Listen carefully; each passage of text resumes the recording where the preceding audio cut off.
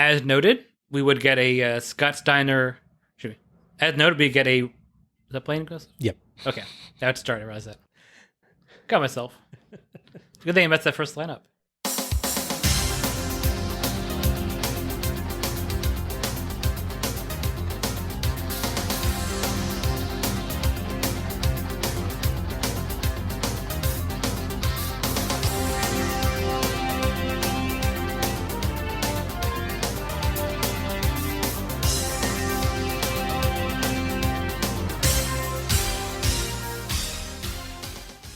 Hello everyone, and welcome to Let's Go to the Ring, where we take a look at the good old days, and not so good old days, of World Championship Wrestling series by series. I'm your host, Bob Moore, and I'm joined by Alec Pridgeon, a man with just what he needs to be a champion podcast host. Lungs. That definitely helps, yeah. I heard from no less than Kurt Hennig that that's important in all careers. So that's the perfect advice, right? Or legally not the perfect advice. Yes, sorry. it's the Hennig advice. Thank you. Yeah. Don't get the lawyers on us. It's always shocking that they never came up with like another descriptor for him. Yeah. Like they didn't try Mr. Perfection, see if they could get by with that one. Yeah, Mr. Ultimate, or I guess that would have gotten him in trouble about the Ultimate Warrior. Yeah. So it's like all the good adjectives are taken. Yeah. How's it going tonight, Al? Good, how's it going with you? Doing all right, despite what we're about to discuss. Yeah. I think I'm looking ahead to being done with this show because... Well, and looking forward to next show, of course. Not so much, but looking forward to the intervening time where we get to celebrate Christmas and have lots of things that make me actually glad to be alive, unlike Bash of the Beach 1999. Fair enough. Which is what we are discussing today, a tidal wave of trash-talking, body-slamming, tsunami fury. So yeah, not to spoil our thoughts on this show or anything, but it's quite appropriate that the tagline mentions a few natural disasters. Yeah, we'll take the word talking out of trash talking, maybe. That might be good as well. This is also true. Bash of the Beach 1999 was held on July 11th, 1999 at the National Car Rental Center in Fort Lauderdale, Florida, presumably so that anyone who wanted to flee could be assured of available transportation, in front of 13,624 fans, 11,397 paid.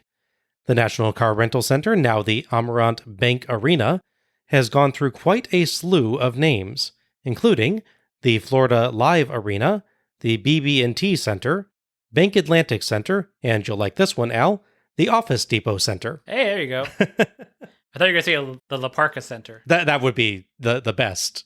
But though that's presumably the parking structure next door. Yeah, there you go. Yeah. Parca. Yeah. Either that or the winter clothing store. Right. A lot of demand for those in Fort Lauderdale, for sure. Definitely. The center had actually opened less than a year prior, on October 3rd, 1998. It holds between 15,207 and 22,457 people, depending on the exact arrangement. While we don't have another WCW show to compare to here, we do have a couple WWE shows in the same arena. Okay. Armageddon 1999 and Armageddon 2002. 1999 got 17,054 attendees, making it pretty clear WCW missed the mark at filling the available seats by a fair bit. Yeah. But WCW did at least trounce 2002's version, which is listed at only getting about 9,000 people in the then Office Depot Center. Oh, okay. Bash of the Beach 1999 earned about 155,000 pay-per-view buys, a drop of about 370,000 from last year's 525,000. Whoa! In fact, it is the lowest number for a Bash at the Beach so far, though the two Beach Blast shows had less buys, so there's that at least. Yeah, that's something, I guess. Before the show, there was one dark match. C.G. Affey, later Tony Marinara and Tony Mamaluke, and Jeremy Lopez beat Jamie Howard, later Jamie Noble, and Jet Jaguar. Yeah, I looked that up. I was very disappointed to find it just like some white guy. Yeah, he's not dressed like the thing from the Godzilla franchise. I got my hopes up so much. According to cage match listings, by the way, this would be both Affey and Howard's first WCW match. Okay. The same for Lopez and Jaguar, but they don't go on to have WCW careers, though they are listed as having at least one more match each. Okay.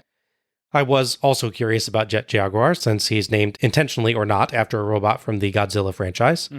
Cage Match had a section on his page warning, "This text is hidden because it is only available in the German language. Please click this line if you do not care and want to view it anyway." Okay. I did so, of course, because I was very curious, and it informed me that the former Jaguar arbeitet als Website-Gestalter, which translates to works as a website designer. Ah. Kinda seems like they could have taken the 2.5 seconds necessary to translate that rather than having a warning up there, but that's just me. Yeah. Anyway, best of luck in your website design career, Jaguar. Mm-hmm. So, will I find more opportunities to butcher the German language on this show? To find out, let's go to the ring. WCW's terrible logo brings us in and cuts to an opening video package featuring generic hard rock that is too long for the footage that they've chosen, so they just set up an extreme fast-forward loop of footage to close it out. Nice transition to the WCW Bash of the Beach title card, though. And this logo is one that the crappy late 90s, early 2000s WCW logo does kind of work with. They've got it positioned well, centered at the top of it, and it has similar, pointiness to it that the overall Bash of the Beach logo has this time. The video package covers, such as it does, the build-up to our main event, Kevin Nash and Sting versus Sid Vicious and the Macho Man, Randy Savage. Host Tony Schiavone calls out the spaciousness of the National Car Rental Center, which probably isn't the best idea when you're far from filling it up. Hey guys, we booked an arena that was too big! Yes. He's joined by Bobby the Brain Heenan, just a two-man team tonight. Both are in good beach-themed shirts, and Heenan is wearing sunglasses indoors. Tony and Heenan build up the main event and note that if Nash is pinned by Savage, Vicious, or Sting, he loses the world title. Sting, it must be noted, is Nash's partner, meaning that it is impossible for both him and Nash to be legal at the same time. Thus, no, Sting can't pin Nash to win the world title because Sting can't pin Nash. Now, maybe if it was a Falls Count Anywhere match, you could go outside the ring and pin him while you're legal. Yeah, or like tornado tag. Yeah. That would work. That would tornado. be how it would work. I mean, it'd still be nonsensical that you can pin your own partner, but at least it would make sense how they could be in the ring together. Right, exactly. This is ironically a situation that would be aided by WCW's rules from, Bash 1995? Oh, the one where they had the tag teams that could tag even if they weren't on the same team? Yes, yeah. Tony also notes that Tenay is out in a junkyard. Heenan jokes, he should be. Yeah. Tenay is covering an unsanctioned match, Hardcore Hacks Junkyard Invitational. Heenan asks if Tony's been to a junkyard, and Tony says, of course he has. Heenan says he hasn't, and Rapid Fire repeatedly asks why Tony would ever go to a place like that, getting Tony to crack up as he tries to move the show along. He really specializes in that tonight. He seems to make a game of it. He has fun with that for sure, yeah. Tony manages to cover Piper versus Bagwell in a boxing match, refereed by Judge Mills Lane. Lane famously refereed Holyfield versus Tyson 2 on June 28, 1997, the Bite Fight. I'll be honest, I was not expecting to reference that multiple times in a single WCW series. Mm-hmm. Lane was also an actual courtroom judge, and had a courtroom TV show, Judge Mills Lane, from 1998 to 2001. Tony throws to Gene, who is also dressed for the beach today. It's a rare casual Gene. Yeah. He praises the crowd despite some jerks shining a laser pointer at him, and shills the hotline stating that there are people backstage that would have repercussions around the wrestling world. 1-900-909-9900. He throws to Tenay at the junkyard. Tenay claims that we could tell from his attire that he intended to be in the arena. He is wearing the same suburban backyard barbecue outfit from last year, I believe. Yes. But his spies tipped him off about the location of the Junkyard Invitational, so he brought a camera crew out to film it. Text on screen helpfully notes that he's at the junkyard. Oh. Very specific. Behind, a car hood reads, "Happy birthday, Charlie." Tenay covers WCW President Ric Flair banning hardcore matches. No word on if Vern Gagne and Lou Thez broke into spontaneous applause. No doubt. He covers Hack and Jimmy Hart recruiting competitors for the Invitational and suggests there may even be wrestlers not associated with WCW. Back to the arena, and it's time for our first match. So our first match is Ernest the Cat Miller with Sonny Ono versus Disco Inferno in a special challenge match. Referee for this one is Randy Anderson. It's the battle over dancing. Who is better? Who cares? On the Go Home Thunder, they introduced a stipulation amongst the competitors that whoever loses the match can no longer dance in WCW ever again. Don't get too excited because between shows, that being the end of Thunder and the beginning of this show, they decide, actually, that we don't want to do that. We don't agree to that stipulation. So if you wanted even lower stakes for Ernest Miller and Disco Inferno, you've got it, baby. It's like anti-storytelling. Yes. Kat has a very nice robe with leopard print lining. Speaking of the stipulation being removed, Tony implies Ono bribed the board of directors, then claims he wasn't trying to imply that, and then Heenan just outright says they're all on the take, and so is Heenan, nearly breaking Tony again. That's twice now. Keep this up, guys, and I'll have at least one thing to entertain me. There you go. Kat gets a microphone and tells the crowd they make him sick, then accepts a "you suck" chant. He claims to be the greatest dancer in the world, and says if he had time, he'd beat up everyone in the crowd. He says they'll have a dance contest, and then he's going to whoop somebody. Disco comes out, and somehow he's the face? Yeah. This is the year of people that shouldn't be faces being faces. Yeah, Disco and then Buff Bagwell later on. You're like, Yep. What? Kat demands to cut Disco's music and offers Disco the chance to beat him at dancing, and apparently the match won't happen if Disco wins or something. Kat does some dancing to a James Brown-sounding backing track that's better than his entrance music. He's okay. A little random, but the splits are nice, and it's fun watching him slide around the ring. He does a good job of, gliding. Yeah, it's not quite moonwalking, but it's a similar feel where, yeah, he's not taking full steps, so his body's sort of sliding, yeah. He gets booed, of course, as Tony notes that his routine was good, but he lost the crowd with his insults. Disco is next, and he tells Kat to watch how it's done, then does his basic disco points and gets cheered. Kat charges, but Disco ducks and lands kicks and punches, and we're off. Disco stomps on Kat's cap and continues attacking, and Kat retreats outside for comfort from Ono. Kat says he's going to have to register his hands and he's going to whoop somebody. Anyone in particular, Kat? Maybe your opponent? Can they have a stipulation where whoever loses doesn't talk anymore? Because that'd be great. Save us a lot of time. Back in, Disco lands punches and atomic drops, and earns 2 with a clothesline, but Kat throws him out for Ono to land his excellent kicks, while Kat distracts the ref. Kat and Disco send each other to the barricades. Back in, Kat slugs Disco in the crotch, and they trade 2 counts with a Disco sunset flip, Kat sidekick, Disco knee drop, Disco Russian leg sweep, Kat sidekick, and Kat sidekick. There's a lot of those. So is there an echo in here? Kat rakes Disco's eyes and goes for his shoe, as Ono distracts the ref, but Disco stomps his foot, steals the shoe, and clocks him with it for 2. Disco hits the last dance on Ono, but as the ref checks on Ono, Kat sneaks the shoe on and kicks Disco, then discards the shoe and pins for the 3 count and the win. Ono drapes a cape on Kat and helps him stand until Kat breaks into spontaneous dancing. Ono puts a different cape on him as we cut to the replays. Yeah. Not sure why multiple capes were necessary, but more power to you, buddy. Absolutely. Thoughts on this one?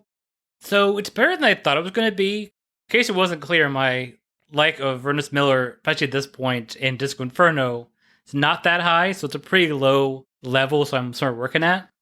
To be fair, I think they do a decent job, at least in the first 3/4 of the match, of doing a good variety of actual moves. Disco, as much as I don't like him in general, he's good at doing the moves he knows how to do, and he has a decent variety. Yeah. So it's not like watching guys, all they do is clothesline and punch and so on and so forth. He can do those moves well, I just don't like him. Yeah, it's not really a problem with his in-ring capability Yeah. that gets in the way on him. It's just the personality gimmick and general repetitive themes of his matches that seem to bother you more, right? It's something of the overall package, yeah. Yeah. You can take different parts and go, oh, this is good, this is fine, but yeah, together. Yeah. All his moves seem generally capably done. Well, even on Miller's part, for the most part, he does a good job of selling the moves. He does his kicks really well. That's kind of his whole thing. The problem is once you get to the third part of the match, really, the last part of it, they get a bit repetitive. Like I said, there's 2 side kicks in a row like that. The finish is about setting up a kick and then countering and then getting 2 kicks. Kind of kicked out at this point. I wasn't entirely clear why shoes he wears normally to walk to the ring are weapons. Yeah. Why doesn't he just wrestle in them? I've never gotten that with him. Like, he doesn't do the thing you sometimes see people do when they're trying to signal, like, oh, I've now loaded the shoe, or I've now loaded the glove. Yeah. Or, like, shake it around. Not that that makes a lot of sense to begin with, but he doesn't have, like, the theatrics about it that make it clear that now it is a weapon. Yeah, exactly, yeah. The finish, as we'll see a lot, is a bit complicated. and it's designed to be a little screwy to let the heel win. I think they do it fairly well. I can appreciate subtle things like the fact that because Cat only wears no shoes, he goes to put one of them on and he gets stomped on his exposed foot. Yes. So then when he finally gets the other shoe, that's why he only puts one on and tries both of them on. Someone, I'm guessing like a DDP-like person, laid out this thing in a nice binder to explain why this shoe here, this shoe there. Mm-hmm. I still don't necessarily like the idea that his whole finish is distract referee, put on a shoe and kick you, but at least they do that well. The overall plotting of it, I think, is fine. Yeah. It needs that extra bit of theatrics to say, now it is loaded, or like Ono doing something to it or something like that. Or something you would know would be dangerous. Like, it'd be like if they do the shoe thing, lay shoes, but instead of turning it so it's simply the heel and like aiming at like the eye or the forehead, if it's just holding the shoe and just like punching them with it. Yeah. Yeah, I thought this was a perfectly acceptable match. It's not the sort I would have expected as an opening. That's normally reserved more for cruiserweights doing really acrobatic stunts, and this was pretty simple in design. It's mostly striking and whips to the ropes with a few throws mixed in, but Cat's kicks are quite good, and after some initial stalling, they kept a good quick pace. Disco had some surprisingly intense punches at times too. Yeah, that's fair. The crowd did seem pretty into it, probably due to the audience participation pre-match, so it did its job. I don't think I'm going to remember much of this one tomorrow, but as we'll find out later tonight, sometimes that's better than being memorable. Yeah. One, sadly, we'll learn later why the cruiserweights are not in the opener. It's not a good reason. Yeah. As we've already covered officially but in the timeline, on the very next show, that is Road Wild 99, we get the match between Buff Bagwell and Urs Miller, which is worse than this one. So bad. Yeah. As much as I don't like Disco, they don't botch anything in this match, and they definitely botched a few things in that match. And there's more action in like a few moments of this match than in that entire match. Agreed, yes. Tony throws to Mark Madden with Judge Mills Lane. Judge Lane, Holyfield versus Tyson is one thing, but Piper versus Bagwell might be even crazier. How in the world are you going to maintain order in there? Well, there's certain protocol. I expect them to get it on a bit, and I know they have a little more leeway than maybe in a professional prize fight, a boxing match. But I can tell you this, I'm not going to put up any crap. If I got to chase one on my will, that's the name of the game. There's certain protocols, certain things you can do, certain things you can't do. So we'll just see where the chips fall when they get it on. Now, you don't seem to like Roddy Piper very much, do you? Oh, I don't dislike any athlete. I mean, I respect the athletes, but I don't put up with any crap from athletes. I think if you do that, you let them take the fight from you. How much leeway will you allow in this fight? I mean, Tyson bit Holyfield not once but twice before you called for the bell. How much will you let go? It depends. The people that said I should have chased Tyson after the first fight make a good case for it, but the doc said he could go on. There's so much is on the line, I let it go. I'll cut him a little slack, but I'm not going to cut him a lot of slack. There's a lot on the line here. One of WCW's young... All going on right now at WCW.com tonight. Justice you can trust in the ring. You know why he let the fight go on? He asked Holyfield. He said, "Are you in trouble?" He went, "Huh?" I'm surprised saying this, but this was, one, a good WCW internet table segment that got enough time to be of value for the show. Yeah? And two, a good interview by Mark Madden, of all people. Yeah. The guy's had a long radio career after this company. He must do something right. This is him actually showing what he can do if he stops being a pervert idiot for his character. Yeah, there's the observer effect. People act differently and know it being filmed. I wonder if they tell him, we're going to cut to you now and film this, or do they just keep talking the whole time? Let's say 20 minutes. Is this Mark Madden not in character because he's just doing an interview? Yeah. Or have they just legit not started the Madden craziness character yet, and this is just Mark Madden standard interviewer? Yeah. It's interesting. But he gets some good insights out of Lane, and he presses him with questions about the famous incident that surely got Lane his role on this show, and also delved into how he would referee the unusual boxing match later on. And Lane, for his part, seemed very comfortable with the interview format, not surprising since he's been a public personality for a long time in both sports and the courtroom at this point. Yeah. So yeah, this was good. It doesn't change how weird it is to have a boxing match on a wrestling show, but it was good. I will say there's some ominous foreshadowing of him saying he'll give him some leeway, but not too much. As with many of these things, the interview doesn't quite correspond with what actually goes on in the match, but the interview is still, I think, a solid part of the show that I liked. Yeah, I remember when we were watching this first time, we kept waiting for them to suddenly cut away, and like they didn't. Yeah. Like, oh, you're actually letting them explain a point. Yeah, because we're like, what was it, 2 show, or it might have been last show, actually. I know with Conan just, for sure they cut away from Yeah, it. they just would like chop in the middle of a sentence just as they were getting to the point of... Yeah, it was last show because it happened with Perfect too, where he's just just getting to explaining his point, and then they're... Well, they don't give too much of the show away, Bob. You got to pay to listen to Radio WCW or whatever the hell they call it. We then cut to a video package showing a combined build-up to our next match, Hammer versus Steiner, combined with Flair banning hardcore matches. Van Hammer is not particularly good at setting up tables. He is apparently better at asking for title matches. Hate to interrupt. I can see you guys are busy. Mr. President. Yep. Mr. Vice President. RPVP. RPVP. Okay, I see. Little H. Little H, Asia. Little A, Asia. Yeah. Yes, you're all here, and I can see you're busy. This won't take long, but I've been on a roll lately, winning some matches. Have you been on a roll? Would like a title shot. A title shot? You're the man that can give it to me, right? A title shot? A title shot. Title shot. How about it? Oh, I think that's a great idea. You tell me. All right, Bash at the Beach. You want a title shot? Steiner, you got it. Who? Steiner! Steiner! Rick Steiner! All to yourself. What a roll you'll get on there. We'll see if you're a sledgehammer or a pinball hammer. You'll be rolled up. I love it. I'll let Al go over the details next, but I do want to note that I love the overall vibe of Ric Flair's presidential cabinet, as it were, with Flair, Piper, and Charles Robinson just happily chattering away, while Arn chills out like their cool, relaxed, very chilled dad. Yeah, I can see that. Arn's entirely uncaring shrug when Flair asks him if Hammer has been on a roll is the absolute best. Yeah. That's most people's response to Van Hammer.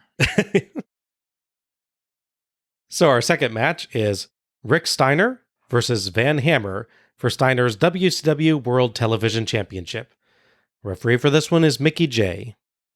So a couple months back, Rick Steiner turned heel and rejoined his brother, who, if you recall your WCW history, spent about, 8 months trying to get a match with Scott Steiner, which they would constantly bait and switch.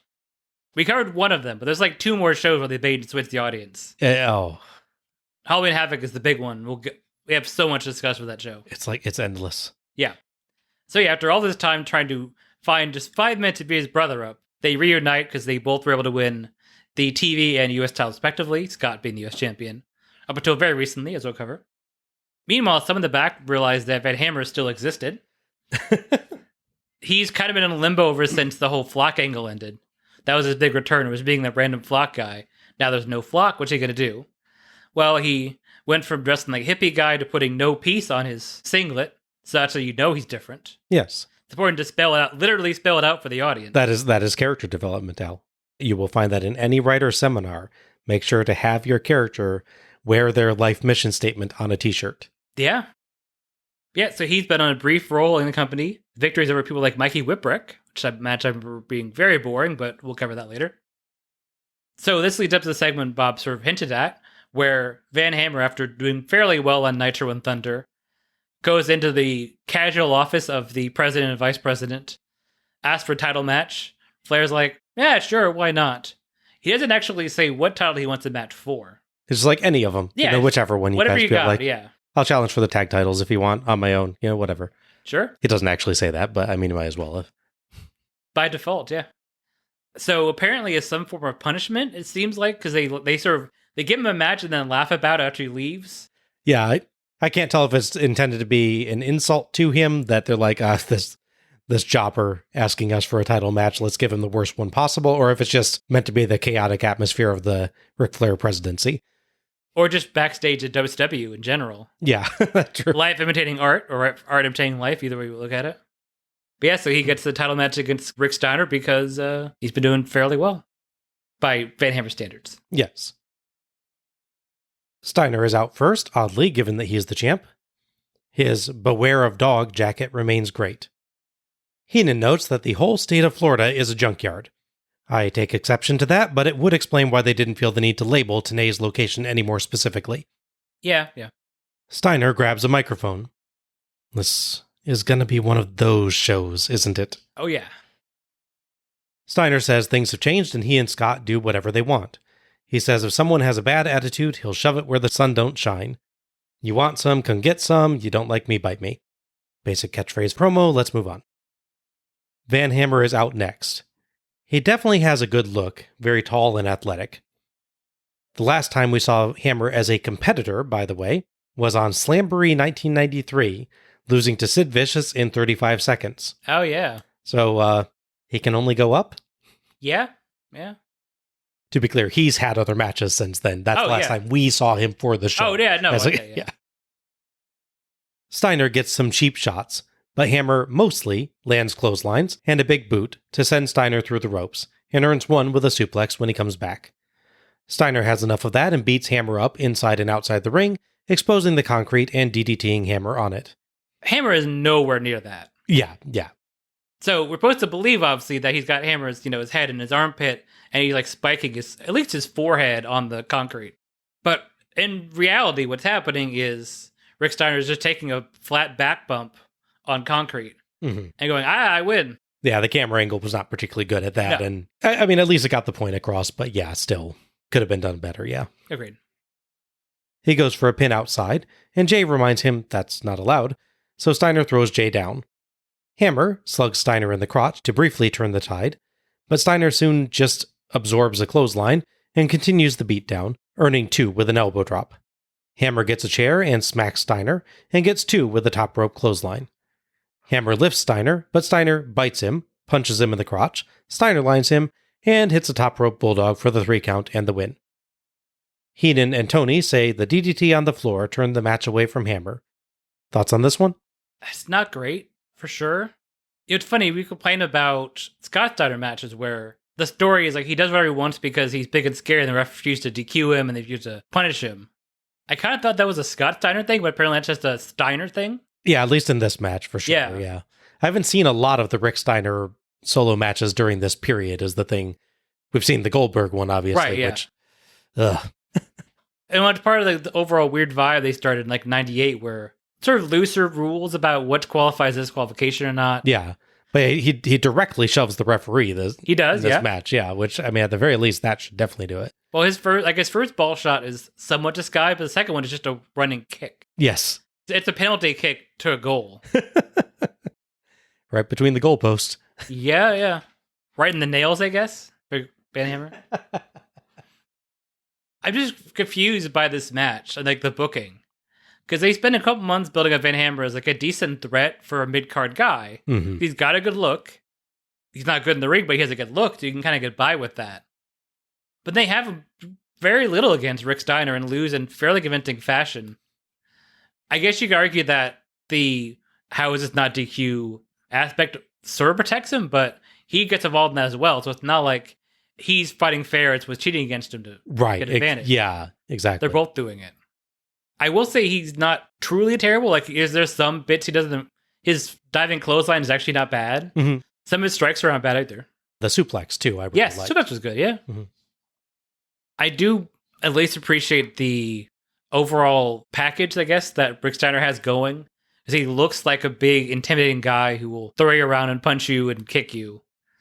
That said, that's not the most exciting match. When you have someone that's not a real exciting person offense-wise, you need like a more vibrant, interesting character and wrestler against him. Mm-hmm. So like when he shuts down like a cruiserweight, for instance, it stands out. He can throw him around really well. But when they're in control, it's a more interesting match. Yeah, or someone who's really, really good at the selling and getting sympathy like Sting. Sure, yeah. You have him beating the crap out of Sting.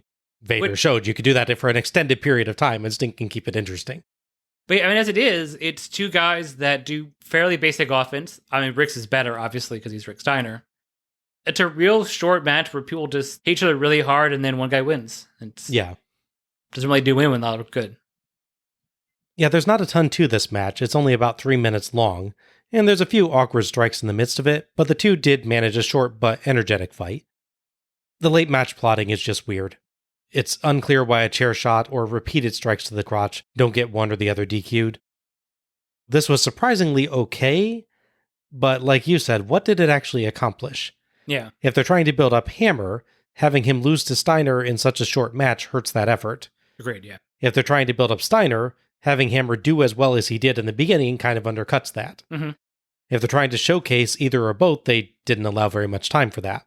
So action-wise, this works out well enough, but the story and purpose don't make a lot of sense. Well, it's funny, too, because this is after we've had a year plus of Goldberg squash matches. Mm-hmm. So they know how to book those. Someone in the back, or some people in the back, know how to book this kind of match, and they didn't do it here. Yeah. It's just non-committal enough with Van Hammer in control against Steiner that doesn't really work either way. Yeah. The one thing I will give this, though, is this is significantly better than the Rick Steiner versus Goldberg match at Road Wild 1999. Yeah. Which is not something I would have expected to be saying. We're 2 for 2 on those, by the way. Yes. Yeah. Bash 99, so calling card so far. Not as bad as Road Wild. Yeah. I don't think that's a tagline they'll want to use on any posters. WCW 99, it gets worse. Yeah. Though we are yet to touch certain matches on this show. So that's true. We'll see if that maintains. As noted, we would get a Rick Steiner versus Goldberg match. In kayfabe, the idea is that back at the same show we covered where Rick Steiner turned heel, him and Scott beat up Goldberg so he could go off and film the classic movie, Universal Soldier: The Return, which you've also covered. Yes. I think we can agree it's still better than this show. Oh yeah. 100 times better than this show. Yes. Yeah. Worth noting that Hammer would mostly not recover from this as a singles competitor. This is actually his last appearance at pay-per-view, by the way. Wow. Unless maybe if you count him like standing by the group with the Misfits in action. Mm-hmm. But as far as here's a Van Hammer match at pay-per-view, this is the last one. But yeah, so he would sort of disappear for a while until in kayfabe storyline he would be fired by the company, along with people like Hugh Morris, and they would form the Misfits in action. The famous bit with him, of course, is that so the Misfits in action, they're all military rank. The general, there's a captain, there's Lieutenant Loco, all these things. And they rebrand him, I guess going back to his hippie peace days. He's called Private Stash, which is a joke on people that like their weed and like to hide it so you can't have it all for them. Supposedly, he complained backstage about his rank being lower than other people, because he's a private. A fictional private. Yes. In a fictional military organization in a wrestling company. So he became Major Stash, which is still a joke, but not as clear a joke. Yeah. No. Tony throws to Tenay at the junkyard. The sun has gone down. Tenay can't tell us who's going to be involved. He doesn't really tell us anything he didn't tell us the first time, but we do get a shot of poor Scott Dickinson holding the crappy Hardcore Champion trophy, which bears the WCW logo, which is a bit odd for an unsanctioned match. Yes. We close out with a helicopter shot because WCW knows how much I love those. So, Scott Dickinson is technically refereeing the Junkyard match, right? Yes. How? Yes. I know there's no good answer to that question. I know. Unsanctioned is such a strange thing as this company uses it.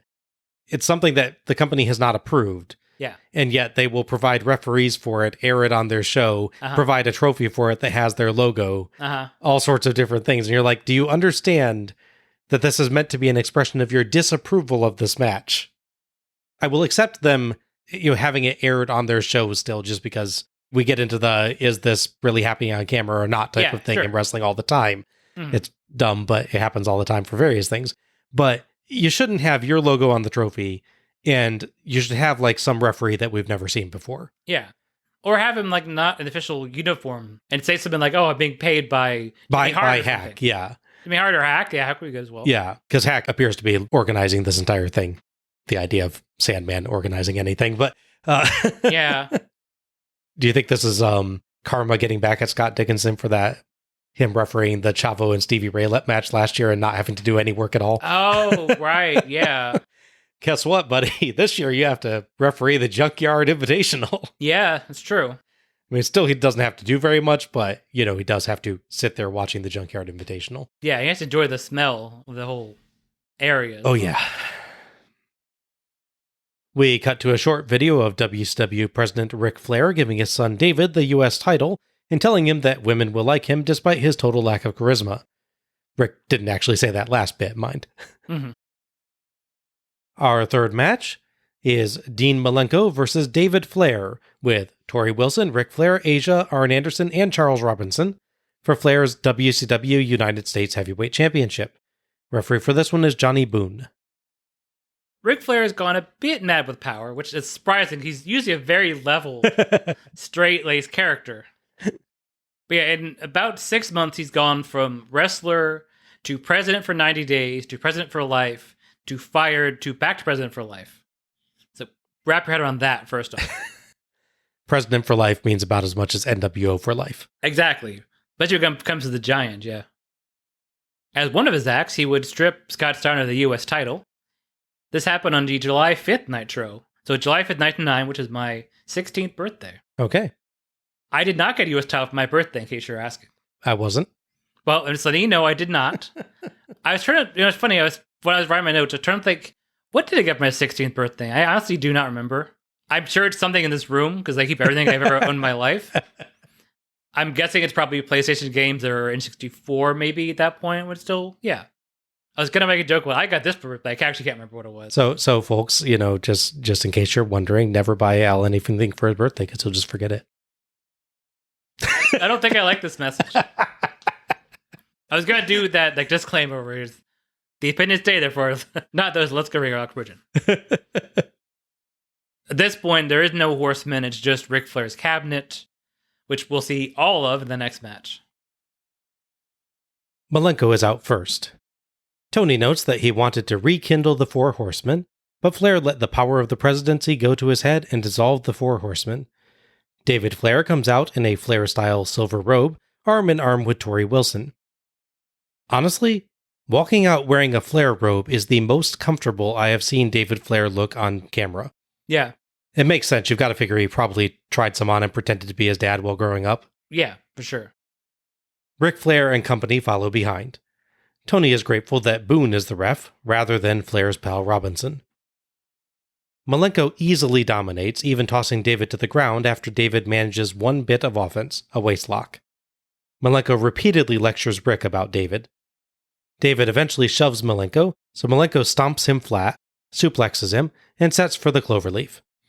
Rick in, but Malenko slugs him. Arn in, and he spinebusters Boone, and Robinson takes Boone's ref shirt. Malenko disposes of Arn, then Asia, and puts the latter in the Texas cloverleaf, but Rick hits Malenko with the U.S. title and puts David on top for the 3 count and the win. Tony calls it a blemish on the United States title.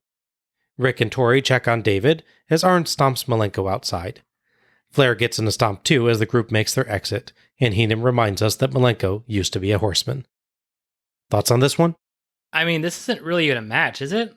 Not really. My note was that this is a Nitro angle on pay-per-view. Mm-hmm. It's like, maybe it's a timing thing, like, they just ran out of Nitros. They're like, let's do this on this Nitro. Oh, wait, Sunday's pay-per-view. Well, we can't ignore this for another extra day, so let's just do it on pay-per-view. That's when people pay to watch this, I guess. Yeah. I feel like it's a little bit of a, we got to have the U.S. title on pay-per-view kind of thing, too. Yeah. I get that they want, even if I don't like it, that they got to push this angle. Let's show how crazy Flair is. We put the title on his kid, who has I think Doug White has no offense as champion, which is definitely a stat to have. Yes. not a good one, but definitely a stat. But yeah, it's barely even any action in it because it's Malenko constantly knocking the poor kid down until like 6 people run into the ring and do stuff. Mm-hmm. The real loser here, it's funny, it's like David Flair doesn't look great here, but he didn't come in looking great, so it's not like this is downhill from all. This is the same baseline he's been at. Weirdly enough, it's not even Malenko because it's so against him. You can't really weaken him with this. He looks clearly strong in the opening going, like he easily dominates. So this is a straight match to be over in 30 seconds. Exactly. Yeah. No, the one that really looks weak here, and this is an odd booking decision, is Asia. Yes. I don't know if we've covered on a show before or not. I think we've mentioned her before. Okay. Yeah, basically WCW's version of WWE's China. Yeah. She was a bodybuilder, so she had the big physique of a China. The problem is she wasn't very big, like as far as height goes. Mm-hmm. So she goes in the ring like how China would go and like try to intimidate, let's say, an Owen Hart or someone like that.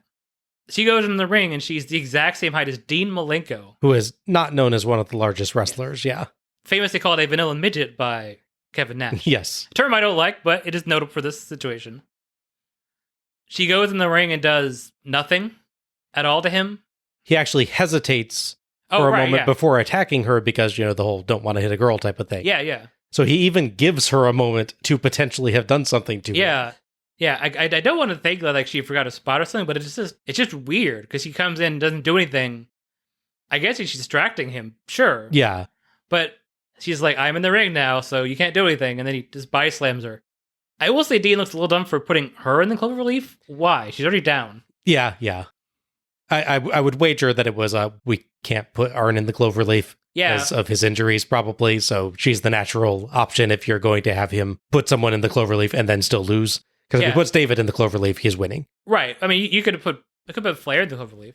I think that's probably, if I were going to rebook this, I would have him knock Flair down, knock Arn down, put Flair in the cloverleaf, then Asia comes in, knocks him down. Sure. And drags David on top. Yeah. It's just weird to book the muscle character and does nothing. Yes. Max Muscle, bodyguard for DDP, did more. Yes. It's amazing.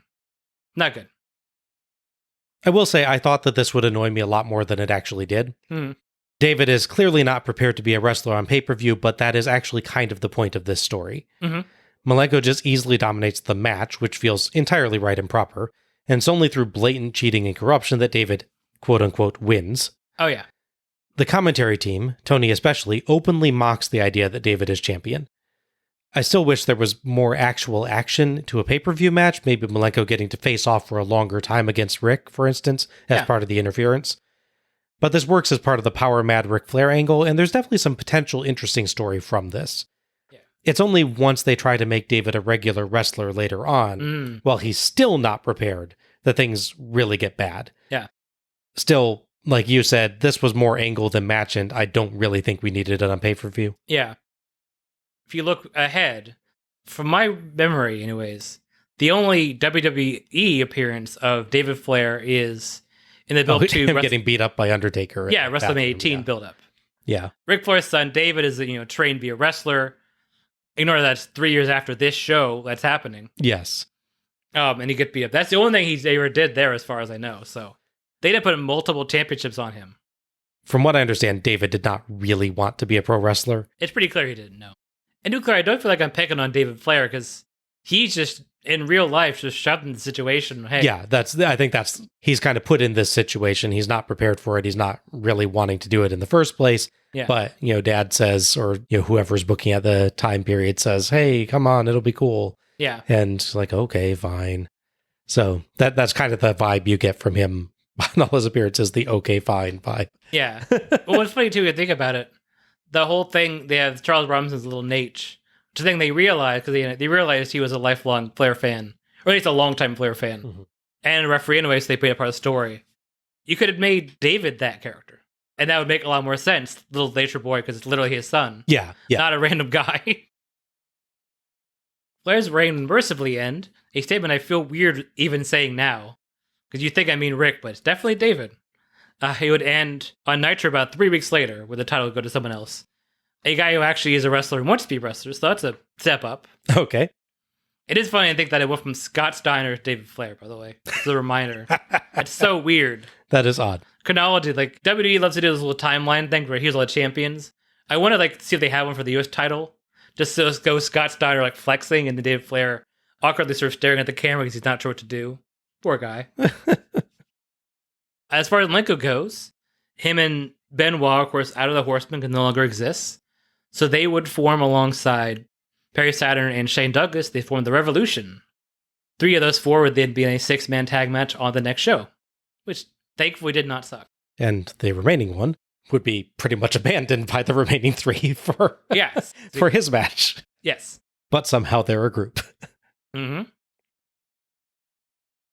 Tony throws to a video package covering Kurt Hennig's views on rap music.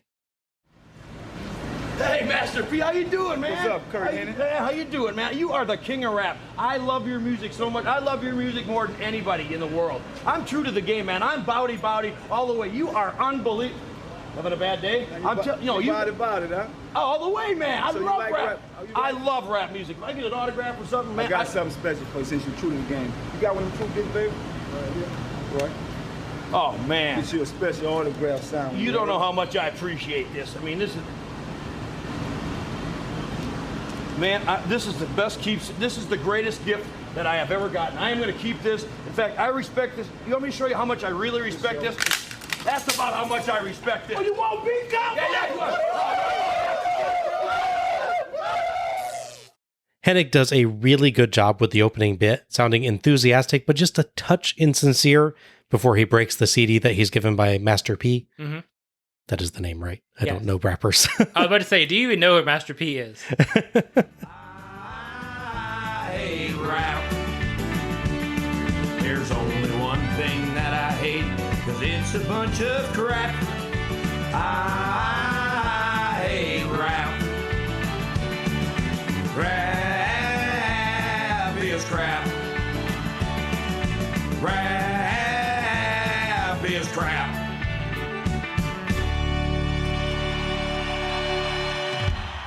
I adore the music video segment of this promo package with their anti-rap song, Rap is Crap. Yeah. Largely because Hennig and company are so clearly having a good time making a music video. They are, yeah. It's one of those infectious enthusiasm segments. Mm-hmm. The song definitely would not be winning any awards. No. But it was a lot of fun watching them. Mm. But what is it with WCW songs in this era that are just list of things that the singer likes? They did that with 3 Count too. Oh, yeah, that's true.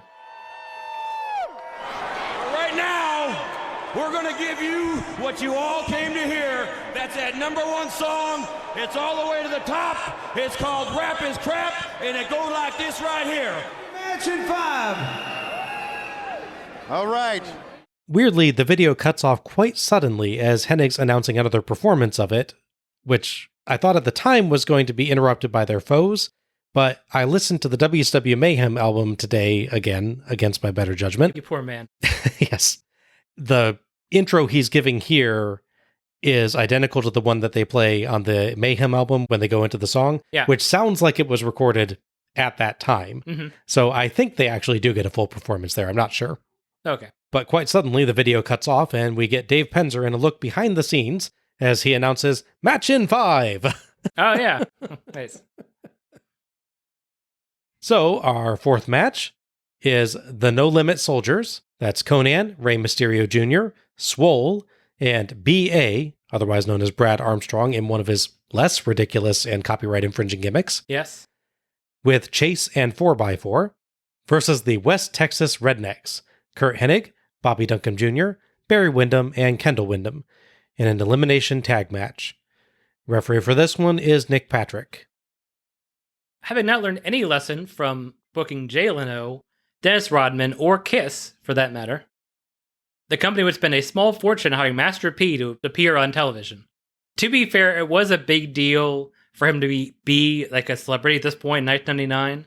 Even if we necessarily don't know him that well or at all, he is generally well known, especially then. And his son, of course, has done very well for himself as well.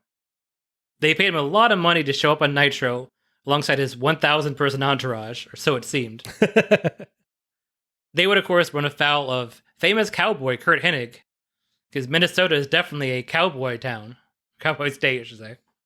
I'm sure they have fields, and sure they raise cattle, but that's not my first thought. There's a reason that the group was named the West Texas Rednecks, not the West Minnesota Rednecks. Yes, exactly. But I was going to joke that Minnesota is west of Texas, but I don't think it's actually true. I'm pretty sure that I made that exact confusion at Road Wild 99, I think. Yeah, okay. You corrected me on that. Yeah, I was going to at least try to make it make sense. Yeah, he would team up with the Wyndham brothers and Bobby Duncombe Jr. The interesting thing where the story plays out, and you see a bit of it in the video packages. So in the earlier package with Master P, like I said, he runs in the backstage. He pretends to be a fan, so Master P will give him a CD, and then he smashes it. And he's confronted by like a large sum of people.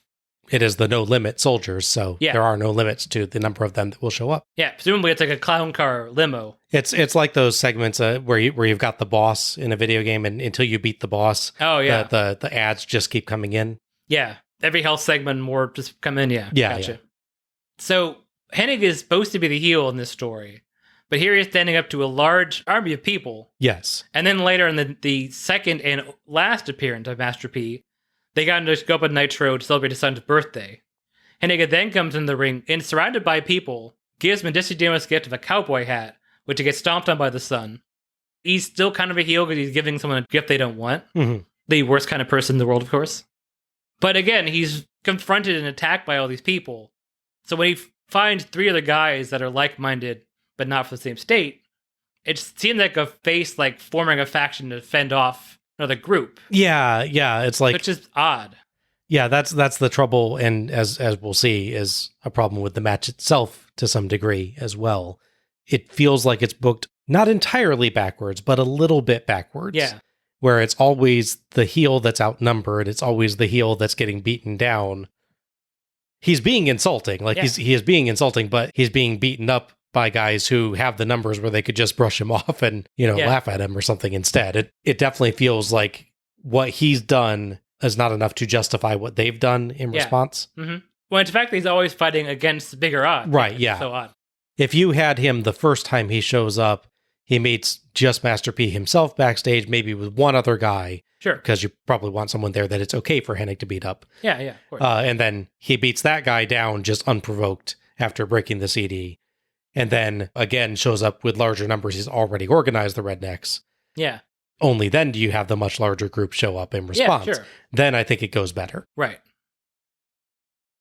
I actually did do some research on Swole, because he surprisingly has a wiki page, which is more than I thought he would have, to be honest with you. Mm-hmm. 4x4 does not, and Chase doesn't have one, but it's okay. He started training for wrestling back in 1991. Mm-hmm. He was trained by Brad Reingans, who was an Olympic wrestler that was also a pro wrestler. Incidentally, pro wrestler trained by Vern Gagne. Oh, that's true. Thank you. That's true, yeah. It all connects. Well, and what's really weird about think about this, connections you have here. In the very, very dying days of AWA, that being 1991, but they closed in September that year, they still put on a few shows, even after the terrible Team Challenge series and their failed repilot, which he also covered. Yeah, he actually wrestled 2 matches for the AWA back in 1991. Nice. So if you ever thought the AWA connection being Swole and Kurt Hennig, you would have not guessed that. No, that is shocking, yeah.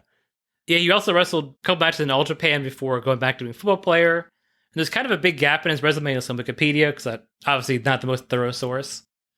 It shows him playing football through 93, 94, and then just kind of reappearing here. So, unsurprisingly, his name isn't actually Swole. Yeah. What a surprise. I know.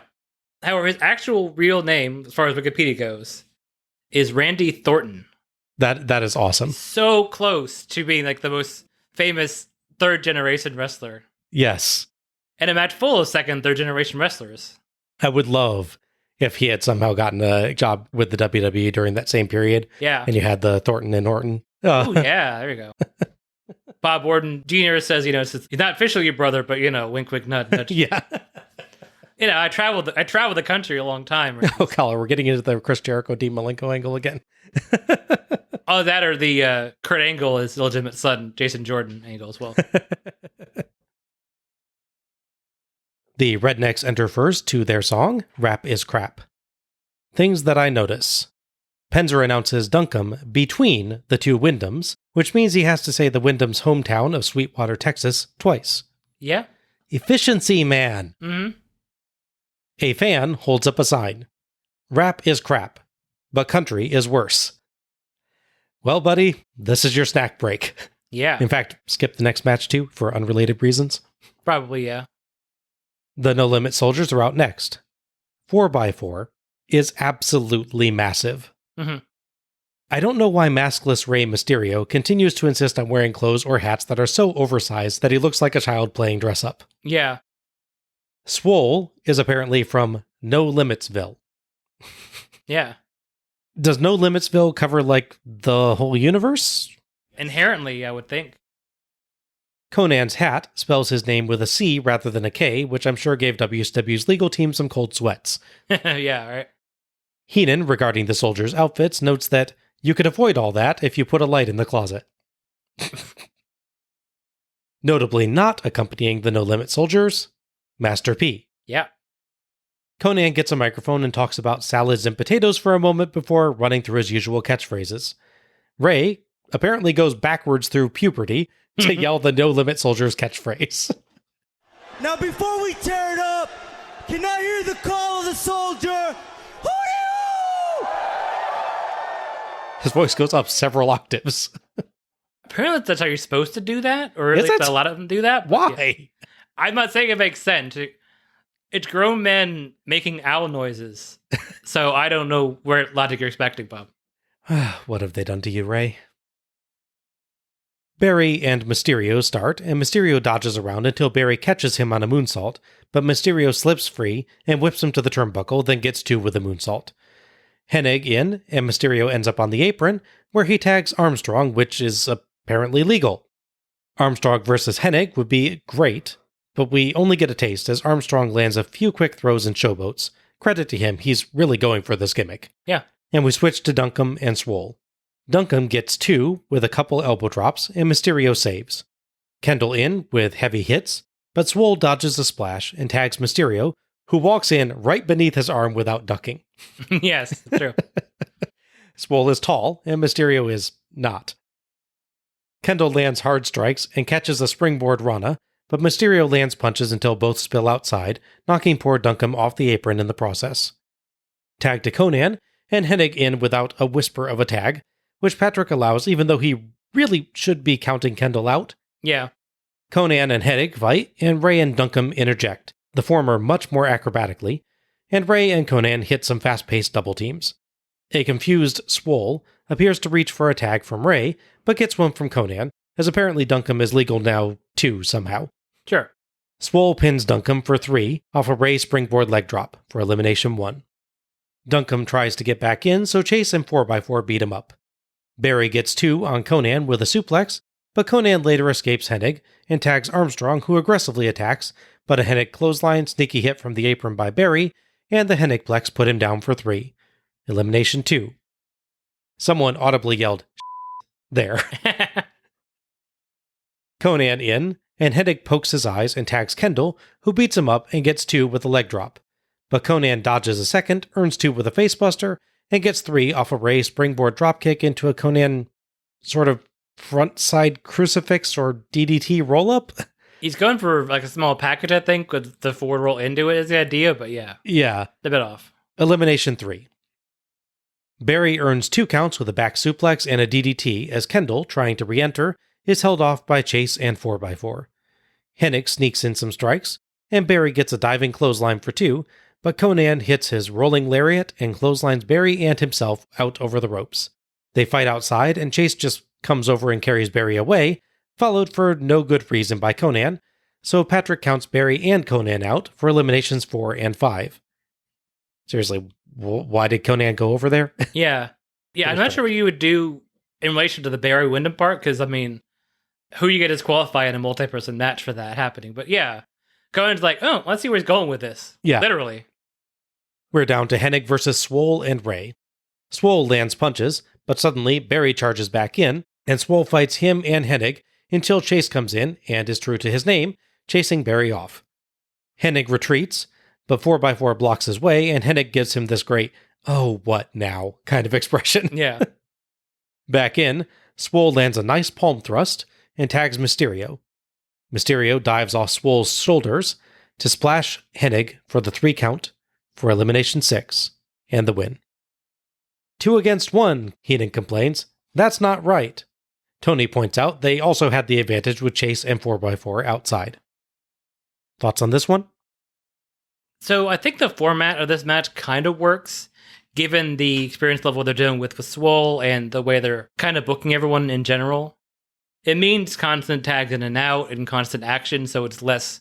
There's no time for chin locks and such, for instance. Mm-hmm. I still not going to say it's a great match, but I think they manage certain people the right way. Like, Swole comes in, looks strong a little bit, but doesn't hang around real long. They know that he's not that experienced. He's the least experienced person in the match, as they say. So it's smart not to have him, say, work 60% of the match like they did in, the last Bash of the Beat show? Yes. With two NBA players working long holds with each other? Yeah, maybe. The real, the star of this match is Rey Mysterio. Mm-hmm. In spite of how they've butchered his look with the no mask, thankfully no horns yet. Yes. And just, the fact that he's wearing, Conan clothes. Yes. Other than the fact that they've butchered his look, he's still Rey Mysterio, who is still good even in this day, 24 years later now, practically, a little over. So I like that he has so much involvement in this match. It is weird that they make a point of such brief brand Brad Armstrong as BA, and he has so little in the match. It's surprising. Yeah, he doesn't have a huge part in it. He's good while he's in there. No, yeah, he's not bad in the match. I mean, it's Brad Armstrong, so that's not a surprise. No. But yeah, it is funny that they bothered giving this guy a new gimmick and then basically don't use him that much. Exactly, yeah. Especially when, like I said, I would love to see a Brad Armstrong versus Kurt Hennig match. Yeah. I imagine that it'd be pretty cool. I think they managed the time well here as well, because no one sort of stays in too long. There's no time for long, sort of boring holds, and I think it's really drawn out. So I think it's paced pretty well. Yeah, I found this quite fun. It's a good mix of different wrestling styles that blend surprisingly well. In particular, I am not sure that I would have called that 80s and early 90s great Barry Windham would work so well with the lucha style of Rey Mysterio. Yeah. But they, for the short time they're in the match together, they blend really well. Mm-hmm. Except for a minor slip up here and there and an awkward build to the finish, the action was quite solid and entertaining. They managed a good flow and a back and forth feel, and there's a good bit of action between each elimination. I've seen others where they just suddenly come fast and furious at the very end, and this was definitely preferable. Mm-hmm. I love the actual ending spot, too. It's a great spectacle. Yeah. That said, the booking is deeply strange. Yeah. With the No Limit Soldiers, the faces, constantly the ones with the man advantage. Yeah. They're always up on the heels when you normally want it the other way around to build tension. Plus, they have 2 extra guys outside the ring. And Rey is constantly jumping in to hit people from behind. Rey is really playing like us in tag matches. When Yes, play the wrestling game. Rey constantly just started to drop kick the guy when they're going to come back. They totally look like the heels here. And the crowd sometimes seems a bit confused as a result. Yeah, thankfully they love Rey and Conan, so it helps. Yeah. To be fair, there are several cheap shots and heelish taxes from the Rednecks, and they're the ones constantly trying to come back in after they've been eliminated. But to be less fair, one of those eliminations is literally that Chase, i.e. not a match participant, carries Barry Windham out away for a countout. Yeah. Once you've noticed it, it's hard to ignore the backwards feel and just enjoy the action. Yeah. If you can, though, it is a genuinely enjoyable match. Someone must remember this finish in more recent history, because I want to say about 10 years later, let's say 2009, 2010 maybe, might be off exactly on the year, there's a Survivor Series match where it's Team Shawn Michaels. So you get a match that involves Shawn Michaels, Rey Mysterio, and the Great Khali. Okay. I can see where that's going. Yeah. So they do this exact finish where Rey Mysterio climbs on Khali's shoulders and dives off and wins the splash. Good use of the Great Khali. Yeah. Obviously, Rey remembered the spot because he's the one in both matches. Yes, yeah. It's like, I did in this No Limit Soldiers match. It was really good. Yeah, it's a great spot. I mean, I really like that as the finish. Yeah. I just wish the match were a little bit more intelligently booked getting to that point. Yeah. But the actual finish is really hot. Yeah. It's not related to the match specifically, but it's something I find amusing timing-wise. So the overall thing with this angle is rap versus country, and more generally, rap fans and country fans, they don't get along, how different they are, trying to unite their differences, but they can't. About 2 months before this angle starts, in April 1999, a young man is born named Little Nas X, who bridges rap and country. This is true. Is it a coincidence? Probably not. One minor credit to the WCW Mayhem album, by the way. They have positioned the Rap is Crap song immediately after Conan's theme, which is a rap song. Of course. So, and of course, Conan's part of the No Limit Soldiers group. So they have at least emphasized the feud with their music album. Yeah. Still doesn't change the fact that album is a piece of crap, but at least you're the one that bought it. I'm the one that bought it. I just gave it to you. So yes, I'm the villain here, clearly. Yes, you definitely are. The West Texas Rednecks would fight the Revolution, team I mentioned in the previous match, in a 6-man match at Road Wild. The duo would also briefly hold the tag titles as the duo of the Wyndham brothers. So it's kind of a weird bit of look when you look at it, because so they work a 4-on-4 match here. Mm-hmm. Next year they work a 3-on-3 match. And then they work a 2-on-2 match with the tag titles. Slowly deducting. Yeah. Eventually get down just Kurt Hennig and think we're good. As far as the No Limit Soldiers, they would quickly stop being a thing, unsurprisingly, given the whole angle is Master P and he's gone, and his son is gone, and it's just wrestlers that either actually rap like Conan or just are adjacent people that rap, like Rey, or just work backstage like Brad Armstrong. Yes. Rey and Conan would eventually, fairly quickly after this, unite with Eddie Guerrero and Billy Kidman.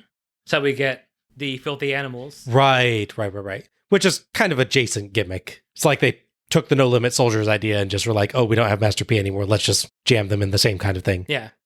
Curiously, it would then lead, in a way, to a rap versus rap match. Because that same Road Wild show also is a 6-man match, where it's Eddie Guerrero, Kidman, and Ray against Vampiro in the ICP.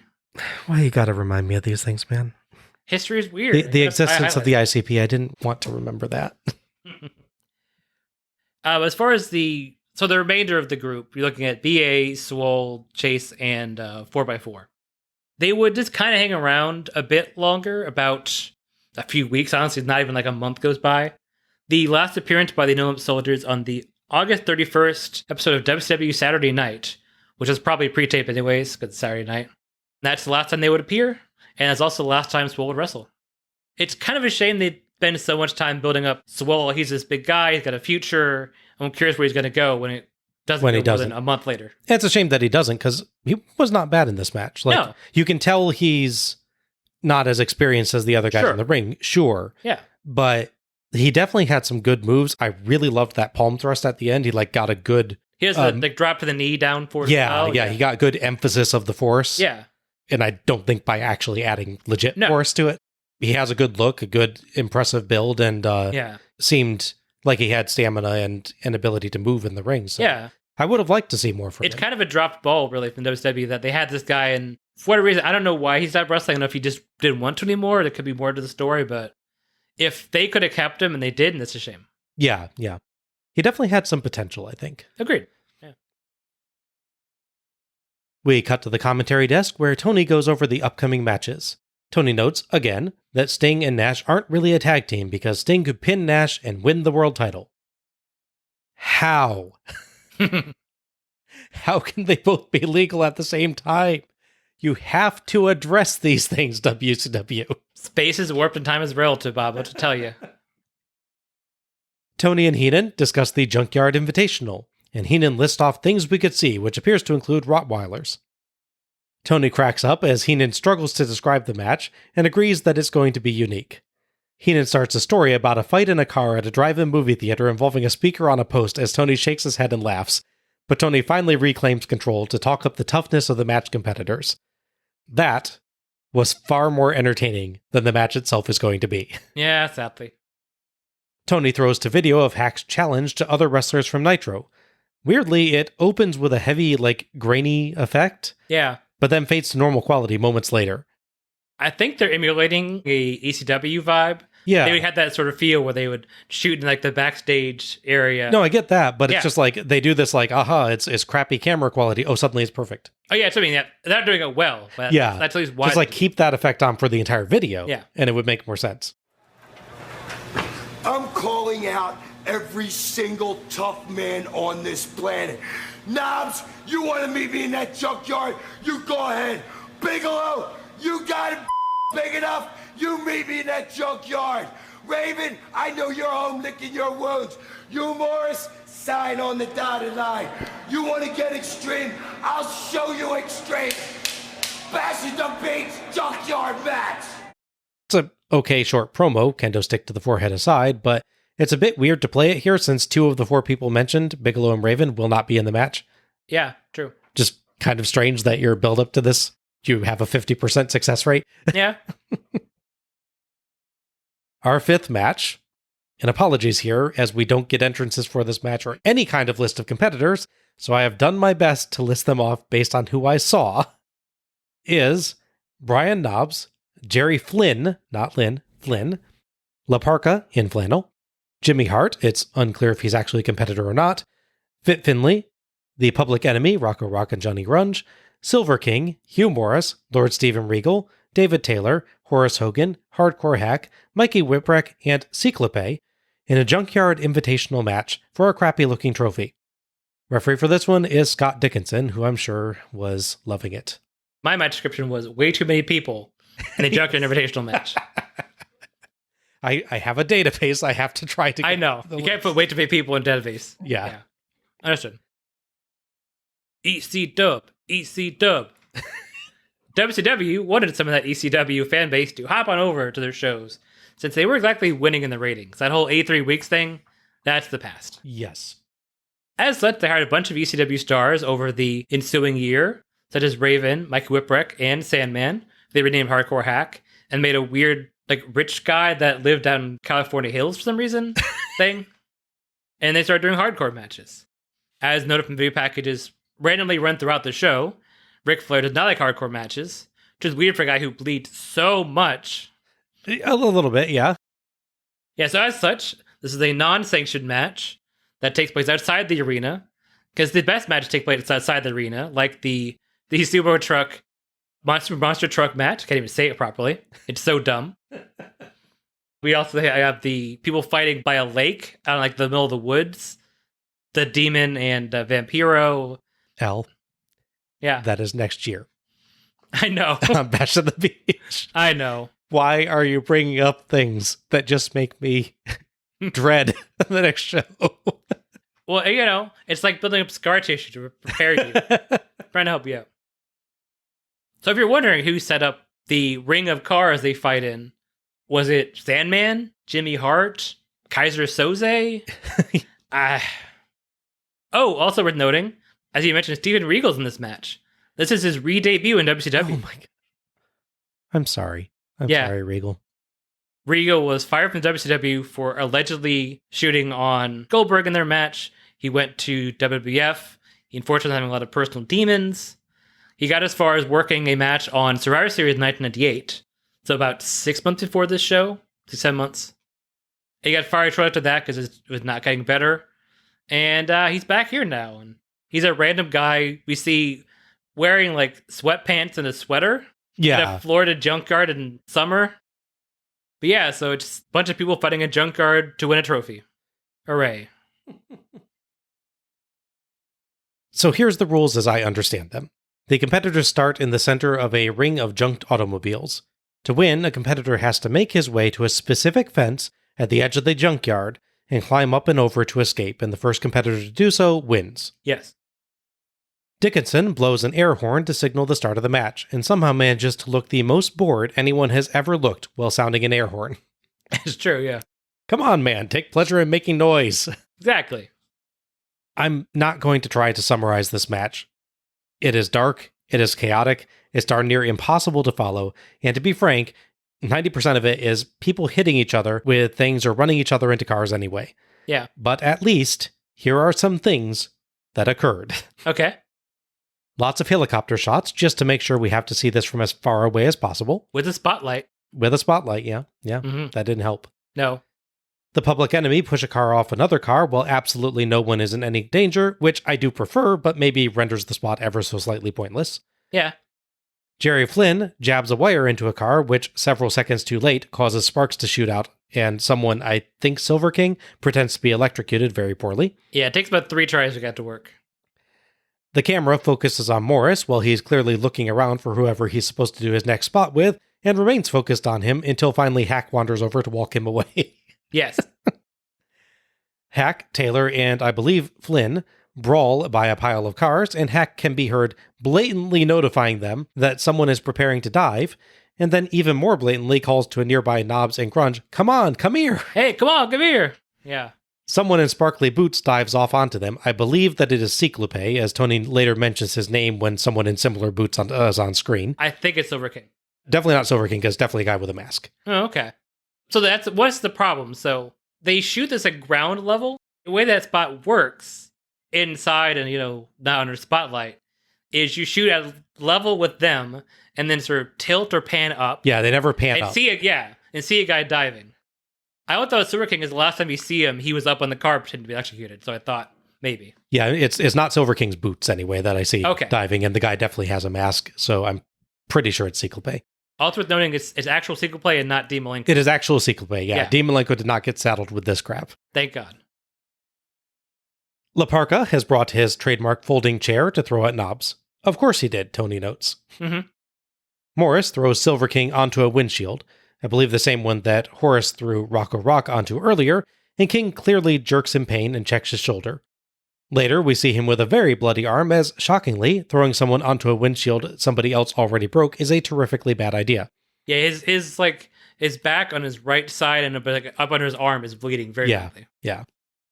Morris later hurls himself at Mikey Whipwreck on the same car's hood, but Whipwreck dodges, so Morris eats windshield too. Maybe he felt bad about Silver King, I don't know. Yeah. Horace can be heard telling Finley to block a punch. Shockingly, Finley blocks. Yeah. Finley hits him a few times, and I believe Horace can also be heard saying, "One more." Tony claims that Finley, wielding a trash can lid, is like Captain America. There goes Tony's chance at MVP. Yeah.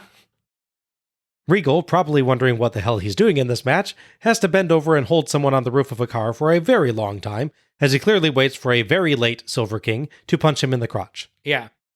For the first time, we see folks actually wandering over near the fence that they're supposed to care about climbing, as Rock and Horace walk each other that way. Rock runs Horace into it and tries climbing, but Horace drags him back down in about the most boring way it would be possible to do that. Yeah. Bloodied Silver King beats the ever-loving crap out of Brian Knobbs in the only legitimate intense shot of this match. Mm-hmm. Hack puts Finley in a trunk and signals for someone to drive a forklift over. I don't know who was driving, genuinely. It wasn't one of the wrestlers. Yeah. Finley escapes comfortably 11 or 12 seconds before the forklift can get the car into a car crusher. Tony talks about it like he escaped 1 or 2 seconds before. Yeah. Also, the forklift driver could clearly see him escape, but put the car in anyway. Might as well, right? Yeah. The car crusher has a logo of a son wearing sunglasses. There's a couple of companies, honestly, around our area where we live there like that as well. Yeah. The car being crushed is obviously not crushed, and a little puff of obvious pyro goes off from behind the crusher. It's absolutely laughable. It's terrible, yeah.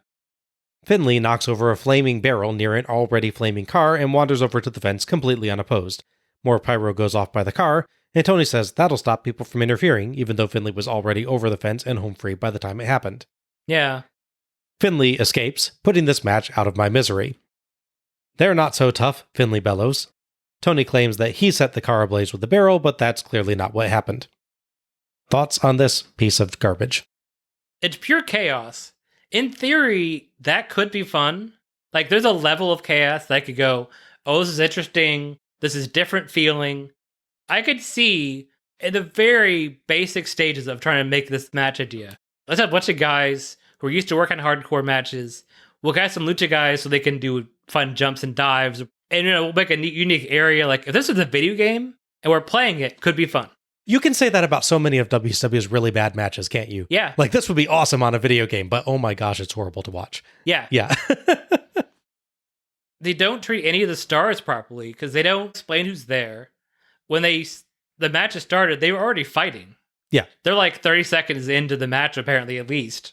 Everyone's just fighting, and they go, wait, oh, look, it's Rocka Johnny Grunge. And, oh, look, it's Steve Regal. I haven't seen him in a while. All these things that come up. We can literally see because how badly choreographed and filmed this is. They don't plot things out. Right. Like, you can see people go, ooh, I'm going to do this to you now. Like, you hear them actually talking, like they, calling spots. Even in better plotted matches, wrestlers will obviously call spots, but... The most blade I've ever seen is still, hey, come over here. Yes. Nothing is going to top that so far. Yeah, I believe moments before, I can't hear it as clearly, but I believe he's saying he's about to dive. I think so, yeah. To the two guys he's actually fighting with, then he's like, hey, come here. He actively drags them over so they make a bigger bite to catch. Yeah, it's amazing. And so I could see, again, when you're plotting this idea of a match out, and calling a match is very generous, I know. That sounds fun, but it's not shot well. None of it's done well, unfortunately. I love Public Enemy, and I love La Parka. And they put both of them in one match, and it's this. This had to be torture for you. It was not fun, no. We have seen this match before, probably years ago at this point, when we were watching it before we started our podcast series. Mm-hmm. So I remember how bad this was. So I went into this match, first time with you, and then again when I rewatched it, thinking, okay, I know this is not good. Can I find good stuff in this match? I really tried. Because it's easy to go, oh yeah, it's this famously bad match. Of course it sucks. Mm-hmm. I wanted to like La Parka. I'm glad you got to do a share spot once. But by the end, it's just him and I think Brian Knobbs or someone just throwing stuff at each other. It's like really not great. I think I have 3 compliments to this match that I will give. Okay. 1, La Parka wearing flannel is hilarious. Sure. 2, La Parka gets to do his chair shot. And 3, that one bit where Silver King is beating the crap out of somebody and it actually has emotion for a 10th of a second. I do get some joy of the fact that with his black attire and like spangly boots, that Silver King looks a lot like Randy Savage. Mm-hmm. That helps a bit. probably never say this ever again, but it's a disservice to people like Brian Knobbs. Like, if this was done in 2023, or even in the last few years, when he got into the whole cinematic thing, which he started obviously before COVID, but obviously during and around it, that sped up a lot. Because you could film stuff safer and quicker and just run it. Mm-hmm. If this happened now, they would just cut out where they call spots. Yeah. Like, you see Hack in them, and then you see the dive, you wouldn't see the buildup. You cut around the terrible attempt to spark a car somehow. Yes. Yeah, I really wanted this match to be better for all who involved, and it's so bad. They could have done it in a stage area. It would have looked less real and gritty. The trailers, of course, people got legit injured in this match. Yeah. Because they're slamming on car hoods and car windshields and bleeding and concussions. A lot of people got hurt in this match. It's so ridiculous. It is not worth it. Yeah. No. This was all the worst parts of bad hardcore matches. The pointless, endless brawling with weapon shot after weapon shot and obvious visible setup for any big stunts without any actual plot or build, but with the added bonus of being extremely poorly lit, poorly shot, and intercut with helicopter shots to make extra super sure that the viewer loses all track of the action. Pure disorientation, yeah. It's impossible to draw any sense of progression or story from this at all. It's just random crap being hurled around at people, or random people being hurled at random crap. Yeah. It's all the more annoying because the goal of this match should make it easy to give it a plot. The goal is to reach a specific fence and escape. We don't get a single shot of someone going over to the fence until Horace and Rock go there, 4 minutes before the end of the match. Yeah. The match time's listed as 13:51, so we've got nearly 10 minutes of pointlessness before someone gets around to the actual goal of the match, and they're the only two that try it before Finlay goes over completely unopposed and wins. Yeah, it's true, yeah.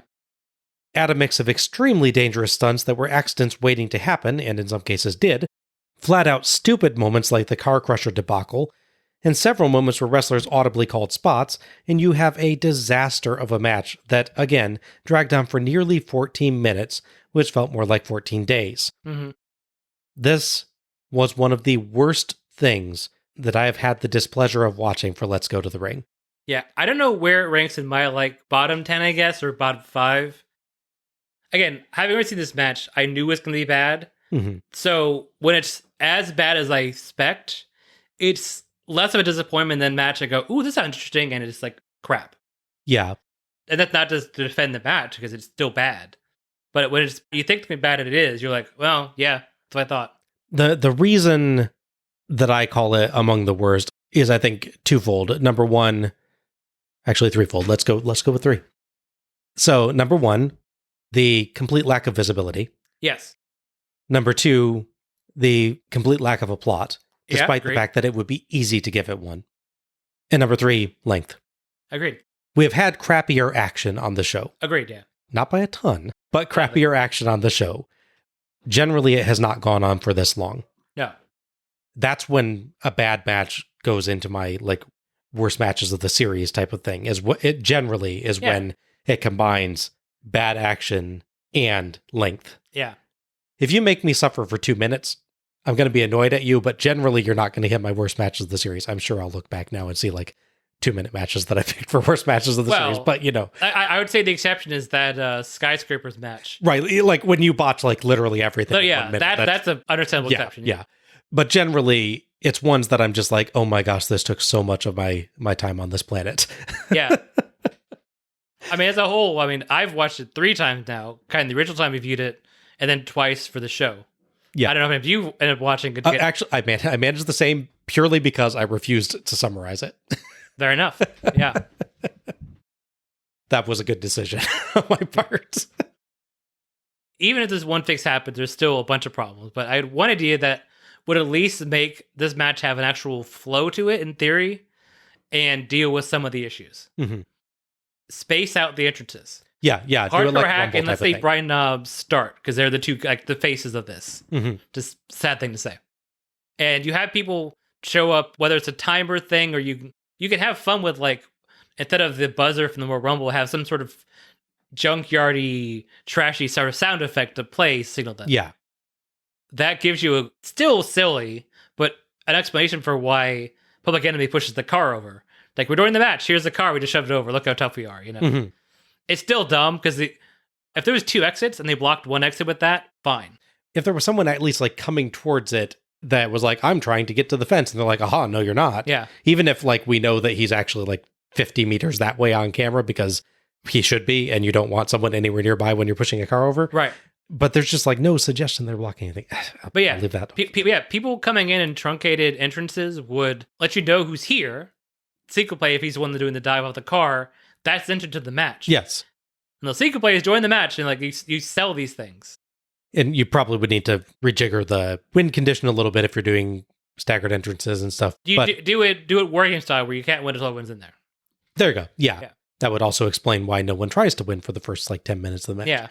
Like you said at the start, like I can understand them thinking, hey, let's try something like this. It is an interesting idea. And I could see some way of doing this match and making it a neat thing to watch. Yeah. This was not it. No. This was like the exact opposite of it. Well, that's the greatest irony of this match, too, is so the story is Ric Flair hates hardcore, won't let him have on his show. Hardcrack's like, oh yeah, Ric Flair, you know, old man, you don't like this stuff. We're going to show you what hardcore is. And he's right. And then, and they give him this match, and he's like, oh. Ric Flair is right. Yeah, they can prove my point. Yeah. The only way they could have made it more appropriate is bringing Vern Gagne and Lou Thesz back out to openly mock hardcore again. Yeah.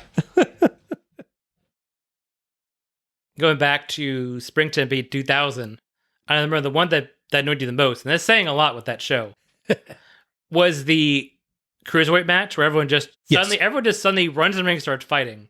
They never announce who the legal people are. Yes. Not telling me who's in the match is a pretty clear indicator that I'm going to dislike the match, most likely. Yeah, it does not help things. Yeah, for sure. So, unfortunately, about 2 weeks after this, at a house show, there would be a hardcore match. I guess those happen at house shows under Ric Flair. Go figure how that works. There'd be a hardcore match between Brian Knobbs and Fit Finlay. Finlay would take a table bump, and unfortunately, the table broke the wrong way and cut his leg very badly. Oh, dang. That put him out of action until Starrcade. Like with the Goldberg arm wound that he had also, I think in 99, yeah.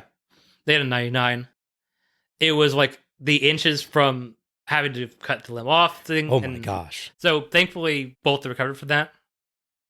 A while after this, I think by the end of the year, they finally go, you know, we had this hardcore trophy piece of crap thing here. Let's make an actual hardcore title, which they had for about 2 years. Guess who never won that title? Finlay. Come on. Yeah.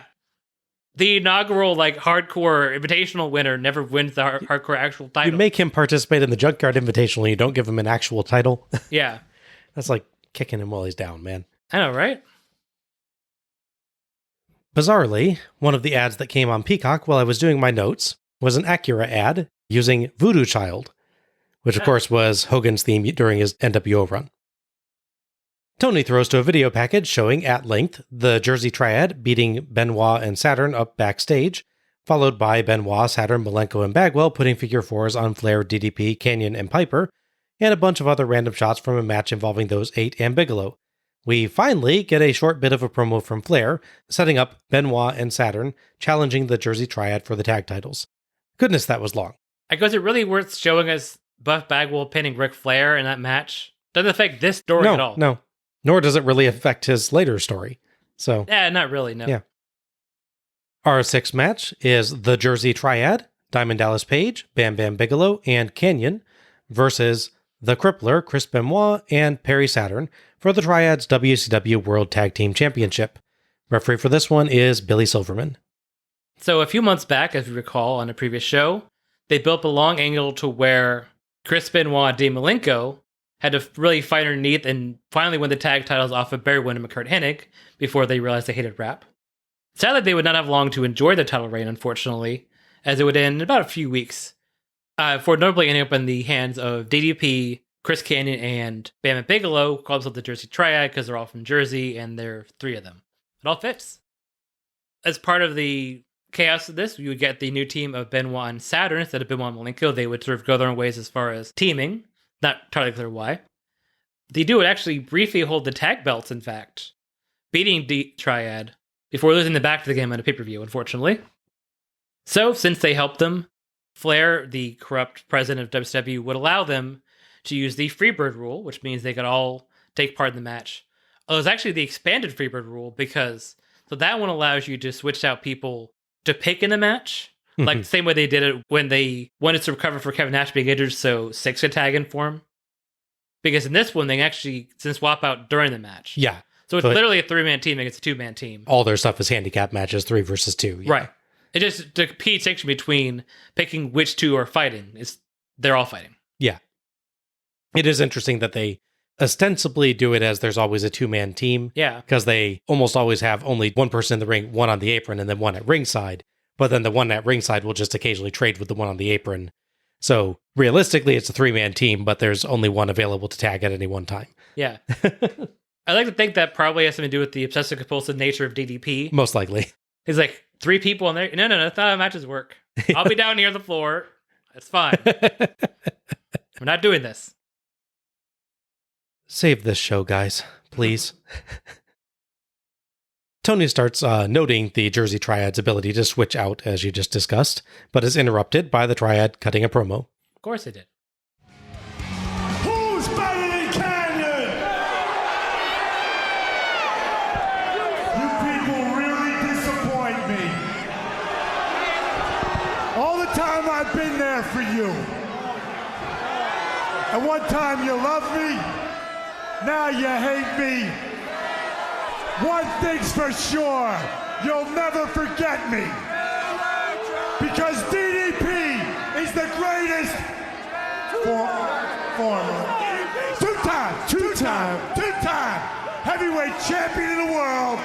And together, the Triad is the greatest trifecta ever. Ain't that right, Canyon? Bada bing! Bada boom! Bada bang! It's another short promo here, but I loved Paige regretfully adding the former to the 2-time world champ line. Yeah. It just does a good, uncomfortable saying it. He looks at, I think, Canyon versus... Yeah. Still confused why he says that 3 times, though. Yeah. You're a 2-time world champion. Say it twice. I guess because of the Triad? Maybe, yeah. The ending bit with the 3 of them cooperating on the catchphrase is quite fun as well. Yeah. Saturn and Benoit enter as Tony completes his earlier point, and Paige and Saturn start. Saturn wins some vicious slugfest. Benoit and Bigelow in, and Bigelow clubs Benoit down, but Benoit turns the tide and dropkicks him out. Canyon versus Saturn, and Canyon repeatedly escapes T-bone suplex attempts, once by grabbing Silverman, who rather clearly ran into position just so Canyon could unexpectedly do that. But Benoit chops Canyon, so Saturn finally succeeds. Benoit and Saturn trade off wearing Canyon down with some nice double teams, earning 2 with a double clothesline, as Paige gently encourages Canyon to make the tag, you idiot! Further 2 counts off a Benoit backbreaker and Saturn top rope leg drop as Paige saves. Saturn fights off Paige, chases Canyon, and decks Bigelow, but Paige hits a diving clothesline from the apron, and Bigelow smashes Saturn to the barricade. Back in, Canyon and Bigelow trade off wearing Saturn down, earning 2 counts with a Bigelow falling headbutt and Canyon leg drop, and 1 with a Canyon knee drop as the crowd amuses itself, playing with a beach ball and chants when staff take it away. Sigh. Bigelow and Saturn stall with a chin lock while that nonsense goes on. Benoit in, and he fights off Bigelow and Canyon, but Paige hits a top rope diving clothesline to stop that. Paige goes up top to taunt, but slips off, but lands on his feet and brilliantly immediately yells at the crowd, turning a funny botch into heel heat. Yeah. Bigelow gets 2 off the clothesline, and all 3 Triad members trade off wearing Benoit down, earning more 2 counts with a Paige elbow drop, Canyon sunset flip, Canyon clothesline, Canyon Alabama slam, Bigelow headbutts, Canyon swinging neckbreaker, and Paige elbow drop. Meanwhile, the crowd amuses itself chanting "You suck" at somebody unrelated to the match instead of watching the show most of them paid to see. Paige puts on a front face lock to wait that out, and Saturn tries to get them involved by stomping so they'll clap for Benoit as he excitingly fights to his corner by lifting Paige, but they ignore it. Silverman, paying about as much attention as the crowd, misses the tag and sends Saturn back out, so the Triad earn more 2 counts with a mighty Paige powerbomb and Canyon second rope leg drop. Paige finally manages to get the crowd's attention by drumming hard on the mat and shouting, so that they cheer for Benoit briefly, but they get distracted again. Yeah. Bigelow gives them a moonsault that they do not deserve, but Benoit dodges and tags Saturn, who runs wild and clotheslines Page, Canyon, and himself out. Back in, Saturn top rope splash, and Benoit swan dive headbutt to Bigelow for 1 for Benoit. Page and Saturn were legal. Mm-hmm. Saturn counters Page's diamond cutter attempt with a Northern Lights suplex for 2.5. Silverman blunders in the way and gets KO'd as Saturn lifts Page for the Death Valley driver, so Canyon throws powder in Saturn's eyes, but a similarly blinded Page thanks him with an accidental diamond cutter for 2 for Benoit. Neither were legal. The crowd did count along, so they're finally back into this. Yeah. Benoit German suplex for 2. Page sends a metal trash can in, and Silverman tries to take it, but ends up between Bigelow and Canyon when Saturn and Benoit whip them at each other, so he's KO'd again. Page hits Benoit with the trash can, then tries Saturn, but Saturn ducks, so he hits Canyon. No bother, as Bigelow lifts Saturn for a double team diamond cutter, then wakes Silverman up so Page can pin for the 3 count and the win. As the triads celebrate, and the crowd actually does finally give some applause that I think is for the competitors, Tony talks up just how hard it was for Benoit and Saturn having to fight 3 men, and praises the two as 2 of the greatest for their efforts even in defeat. Thoughts on this one? Thankfully, by comparison, and even just on its own, I think this is a really strong match. I'd not say there's not issues with it, but I think they fill with such a diversity of action and moves. It definitely gets a bit busy at the end when 5 people have to be going in and out of the ring, and you have to have rough bumps and powder and the trash can, all these things, moving parts. But the thing for me is that they booked this match as going around 30 minutes. What is that, 25 minutes or so, I think it says? I think it's about 23. Okay. So they book it as a longer match, going around to say 23 minutes, but it's not, I've had this before where when you book it, you know a match is going to book long and you work it like you're going to have to work it that long. Because there's 5 people, they're able to pace it more. Yes. There are definitely some rest holds here, given the length is still understandable. And as you've noticed, probably partially do with the wait for the crowd to... Yeah, I think it's a lot less to do with them needing a break and more with them saying, can we let the crowd work this out of its system and actually pay attention to us? Yeah. I definitely have issue with the crowd here. To be fair to them, put yourself in their shoes, though, because they basically had to sit and watch a screen, and they had to watch that hardcore match we just watched. And if they were doing this in front of the Junkyard Invitational, I might be more forgiving. I just mean, I think that does not help a crowd when they gotta sit there and watch a screen for 15 plus minutes. It should wake them up with DDP and Kane and them coming out, and it eventually does, but yeah. I'm just saying, there's certain circumstances I understand why, to some degree. Let me put it this way, because you and I have had this discussion on like modern wrestling shows as well, where I get really ticked off at the crowd sometimes on modern wrestling shows because they do the "we are awesome" and all this kind of crap. It's infrequent enough, but bad. Here's my problem with what they're doing. It's less that they're not paying attention and more that they are engaging in behavior that are actively disruptive to anyone who is actually trying to pay attention. That's fair. You know, they're chucking the beach ball around, they're chanting at random people, they're getting annoyed at security for doing what they're supposed to do to keep the show moving. Yeah. If you are not enjoying the show that you've come to see, there are things that you can do. Number 1, walk out. Yeah. You know, if you want to send a strong message to the company that you are not enjoying the show that they have put on, them seeing a heck of a lot of empty chairs all of a sudden is a darn good message. Fair, yeah. But don't start doing things that disrupt the people that are actually enjoying the show. Yeah, no, I agree. And I'm not just talking about myself. I'm talking about people like in the arena, yeah. sitting next to you, trying to pay attention to the action going on in the ring. Yeah. And you're sitting there chanting at a security guard for taking away a beach ball. That sort of thing is just amazing in this match. Oh, agree. Yeah, it's not good. It's not just the fact that I think that this match is actually quite good and am annoyed at them on behalf of the wrestlers in the match, but it's very poor behavior. Yeah, of course. Rant over. Sorry. Yeah, it's okay. The thing that's interesting in the match is because of the length, you get a prolonged section early on where Saturn and Benoit kind of work the heel side of a tag team match. They isolate Canyon and like they work a limb. Yes. It's not bad, but it just feels weird that the faces are doing that. And then you see the heels do it and you're like, oh, Yeah, there's some interesting booking decisions in this one, definitely, yeah. We've discussed it before. That's a tricky thing when booking, especially longer tag matches. How long do you keep faces in control? How long do you keep heels in control? You go back to the two different Outsiders matches from Road Wild and Hog Wild. Yeah. The second one, the one with the Steiners, for me, they definitely draw out a little long. Yeah, the Scott Steiner apparel bit.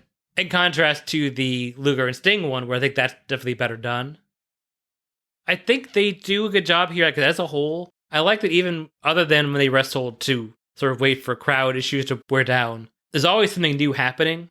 In contrast to that very first match where the cat runs out of moves and it starts kicking again and again and again, more kicks. Everyone involved has a fairly varied amount of offense, which is nice. Mm-hmm. I'd say it's definitely a good showcase for Saturn as well. Like, it gets a longer moment to shine here as well, which I liked. Yeah, definitely. I mean, the finish it's WCW in 1999. I expect 8 million things to happen at the end. The fact there's 2 ref bumps is a little absurd.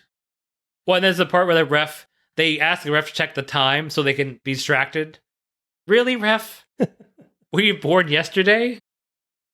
They have fun with the tag format, but they definitely draw it out a little bit too long, I think. Bad crowd aside. Mm-hmm.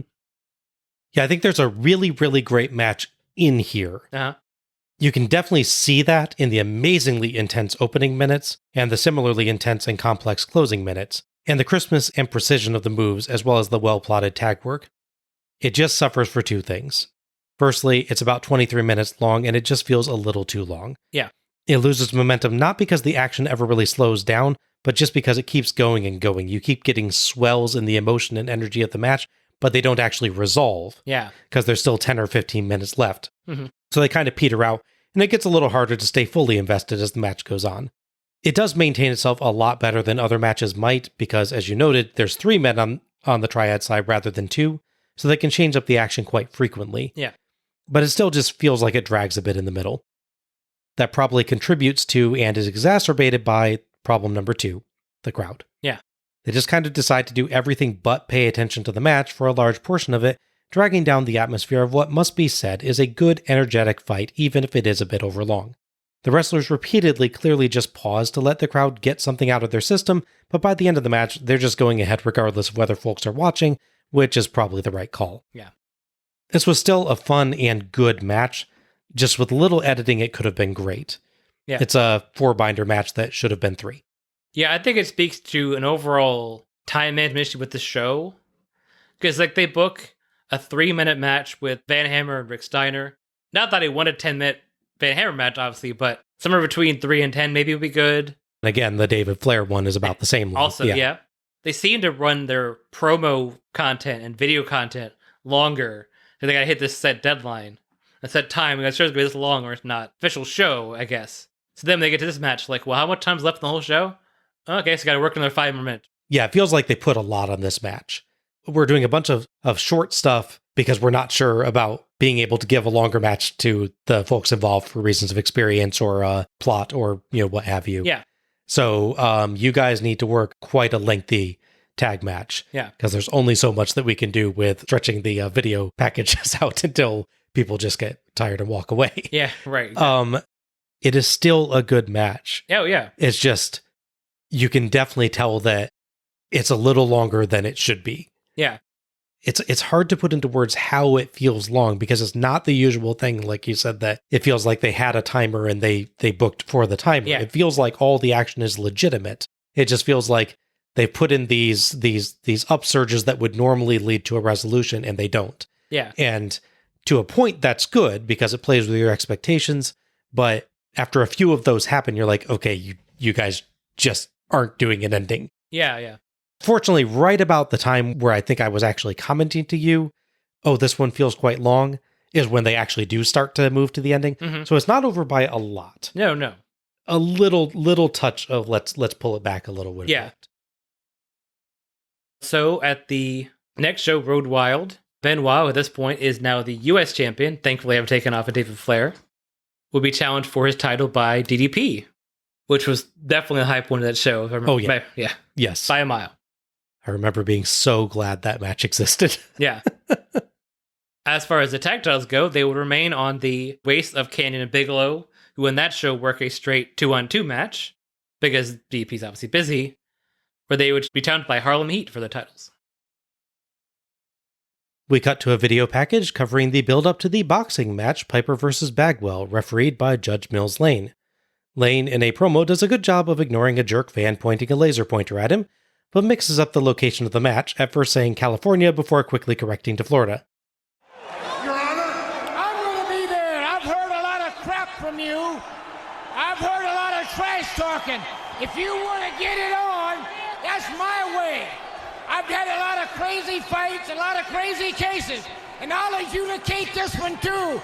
So, Mr. Piper, if you and Mr. Bagwell are going to get it on, let's tee it up and get it on Sunday in California and Florida. They could have cut that. All right, but you think you have... Then WCW just abruptly cuts the video package again mid-sentence, as Michael Buffer is in the ring. It's less surprising to see Buffer doing the intros for 2 matches on this show, since one of them is a boxing match after all. Yeah. So our 7th match is Buff Bagwell versus Rowdy Roddy Piper with Ric Flair in a boxing match. Referee for this one is Judge Mills Lane. 1999 was the year of face Buff Bagwell. Heaven help us. Betrayed by both Steiner brothers, he became a face to challenge for the rule of Flair and Piper, who at one point were feuding with each other over the presidency, but then when Bagwell interfered and accidentally cost Piper the presidency, Piper turned heel on Bagwell and joined with Flair, because logic. The challenge for the boxing match would come via Piper, the idea being in kayfabe that he has actual boxing experience, albeit not as a pro, but as an amateur. And of course, he had a boxing match, not a good boxing match, but a boxing match at WrestleMania 2. So any chance we can reference WWF/WE material in this company, the better. Mm-hmm. Buff Bagwell also has amateur boxing experience. That's true. The thing that slightly destroys kayfabe is the timing of how they did the announcements. Flair and Piper in the ring, and they announce, we're going to this boxing match, because Piper's, they'll say undefeated or some nonsense. Because obviously he lost via disqualification, WrestleMania 2, in a boxing match. He actually does a wrestling move in that match, a body slam, and gets DQ'd for it because it's a wrestling move and it's a boxing match. Yeah. So it makes sense. Absolutely. You can't have those in boxing matches. Yes. No. So immediately after making this announcement, JJ Dillon comes down and says, well, if you have a boxing match, I have the perfect guy for it. And sends out Mills Lane. Who just happens to be there. Yeah. Well, Mills Lane, he often visits every Nitro show in case they need him. He's been campaigning to be a WCW referee for the entire time, but Nick Patrick's been holding him back. Yeah. Dare we get a Mills Lane Nick Patrick match on pay-per-view? As the show has shown, they will book worse things. I was going to say, genuinely, do you just almost have a morbid curiosity of how that would have gone? I do, yeah. Yeah. You didn't mention Mills Lane's greatest credential. He is also the referee from Celebrity Deathmatch on MTV. Yes. Honestly, people my generation, especially people that didn't follow boxing, that's what I think of him as the Celebrity Deathmatch guy. And it's not an insult. Actually, it was a really popular show. It was a popular show, yeah. Yeah, and he was a good part of it. His sort of gravelly... Let's get it on! Yeah, his gravelly voice and his just demeanor really worked for as silly as that show got with the claymation and everything. Lastly, as highlighted by the video package, Buff Bagwell pinned Ric Flair. Yeah, no big deal. It's a thing that happens. Buffer does our introductions, informing the crowd that this match will be like no other. I mean, no other on a wrestling show, maybe. Yeah. Only one man can possibly referee it, apparently, Judge Mills Lane. Little known fact, there are no other boxing referees. Lane does every match just in a variety of masks. I always wondered that. I thought they all sounded similar. Lane enters to what I assume was the theme for his TV show, dressed in his judge robes, and gets big cheers. Tony goes over Lane's history, noting that before he was a judge and boxing referee, he was a boxer himself. Heenan adds that when he was 4 years old, he was a kid. Yeah. Dead silence. I assume because Tony has muted his microphone to cover bursting out laughing. Yeah, probably. You legitimately do not hear him speak again until Roddy Piper has entirely finished his entrance alongside Ric Flair. Mm-hmm. Not a whisper from him, and Heenan is still talking. Oh, yeah. Bagwell is out next. He has a boxing robe made for the match, featuring his own image, and 1 and 2 painted on his gloves. There's a good pun sign in the crowd. Buffy the Vampire Slayer. Yeah, I'll take it. Buffer introduces him as ready to show the world another facet of his combat readiness. You should go talk to former Airborne Ranger Perry Saturn, Buff. Yeah, right? It was, by the way, hard to stop myself from writing the wrong name in a sequence involving Buff Bagwell and Michael Buffer. Yeah. This match is just too buff. It occurs to me that this is probably the first and only time Bagwell had his match introduced by Buffer. Yeah, probably. Buff gets a microphone and says Roddy and Flair double team and triple team whenever they can. Apparently one has mastered ninja duplication? Yeah. He calls out his corner person, Judge Judy Bagwell. Okay, I get the Judge Judy reference, which I'm sure Lane loved, Judge Judy being a competing show to his own, but Flair is Piper's corner man, not Lane. Yeah. So shouldn't it be like Nature Girl Judy Bagwell? Yeah. Former tag champion. Judy comes out wearing a t-shirt with some absolutely awful art of her and Buff. He is drawn like Perry Saturn with hair. Yeah. And she is drawn like the leprechaun from that horror series. Yeah, I can see that. She's even drawn wearing Buff's top hat, which only strengthens the comparison. Yeah. She trips at the end of the entrance ramp, but thankfully catches herself. Heenan jokes that she forgot to tie her shoes. Flair gets a microphone and tells Bagwell that no one will think any less of him for quitting now. He can go back and apologize and it'll all be accepted. Buff tells him to rewind the tape 3 weeks ago to where he took the blockbuster and woos. Referee Mills Lane will now give the instructions. All right, get over here, come on. All right, now look, hey. All right, and we're going through all the crap and all the instructions. I expect a tough, clean fight. Protect yourself at all times. Any questions here? Nope. Here. Let's get it on. Let's get it on. You want to give Judge Mills Lane? Let's get on. Yeah, that's pretty good too. Buff's bothered to get a boxing outfit, while Piper is just in his normal wrestling gear with boxing gloves. Kind of looks weird. It does, yeah. Round 1. Piper lands rapid punches and taunts Bagwell, but gets slugged in the chin. They trade blows, and Piper knocks Bagwell down with a right hook for 0. Don't know why he didn't count there, but Lane, I'm sure, knows more about boxing refereeing than I do. Yeah. Bagwell lands solid hits, but as the round ends, Piper sneaks in a headbutt. Lane sends them to their corners. Tony notes Flair spraying something on Piper's gloves. After the last 3 years, all I can think of is the little bottles of hand sanitizer. Definitely, yeah. Round 2. Piper hits Buff in the face, and Buff's eyes get irritated by whatever's on Piper's gloves. Tony theorizes it's red hot, which he says wrestlers use all the time backstage, which seems like an unsafe working environment. I think the idea is it heats up, like, helps you more limber is the idea of that. Oh, is that? Oh, I thought he meant like red hot, like the hot sauce. No. Oh, okay. It's like icy hot, the thing that... Oh, okay. Gotcha. It creates circulation, yeah. Gotcha. Flair wipes the gloves clean to hide the cheating. Judy tries to clear Buff's eyes with her sponge, but Piper easily beats him up and floors him with a right hook for 3. Buff manages to reverse Piper into a corner and land rapid punches to knock him down for 6. Piper lands punches as the round ends. Lane, oddly, slaps Buff's butt to get him to move to his corner. He's just a big fan, you say. I guess. Lane checks on Buff's eyes and goes over to check on Flair. Flair argues with the crowd. Round 3. Piper attacks before the bell, so Judy bites his ear for the obligatory bite-fight reference, then slaps a bucket on his head. Buff lands a right hook on bucket-headed Piper, decks an entering Flair, and hits Piper with famous boxing finishing move, the Buff Blockbuster, and pins him? Yeah. For the 3 count and the win? That's the right tone for that, yes. Judy stops Flair from entering. Presumably, he was trying to remind Judge Mills Lane that this is a boxing match and pinfalls are not a thing. Judy chases legendary multi-time world champion Ric Flair around the ring and splashes water from a bucket at him. Heenan notes Piper was cheated. So what, says face announcer Tony Schiavone, pointing out that cheating basically happens all the time in wrestling. Tony ironically says this was justice you can trust from Judge Mills Lane. Thoughts on this? Honestly, it's funny. So I went to this show, remembering the one terrible match we've talked about at length, and I remember thinking this was not good either. I will say I kind of enjoyed it to a point. first round really shows you that even though none of them are really blocking or actually doing evasive defense like you do in actual boxing, Piper is clearly the more experienced boxer, so even though Youth is on Buff's side by quite a bit at this point, he's not as strong because he's just not hitting as quickly and as often as Piper is.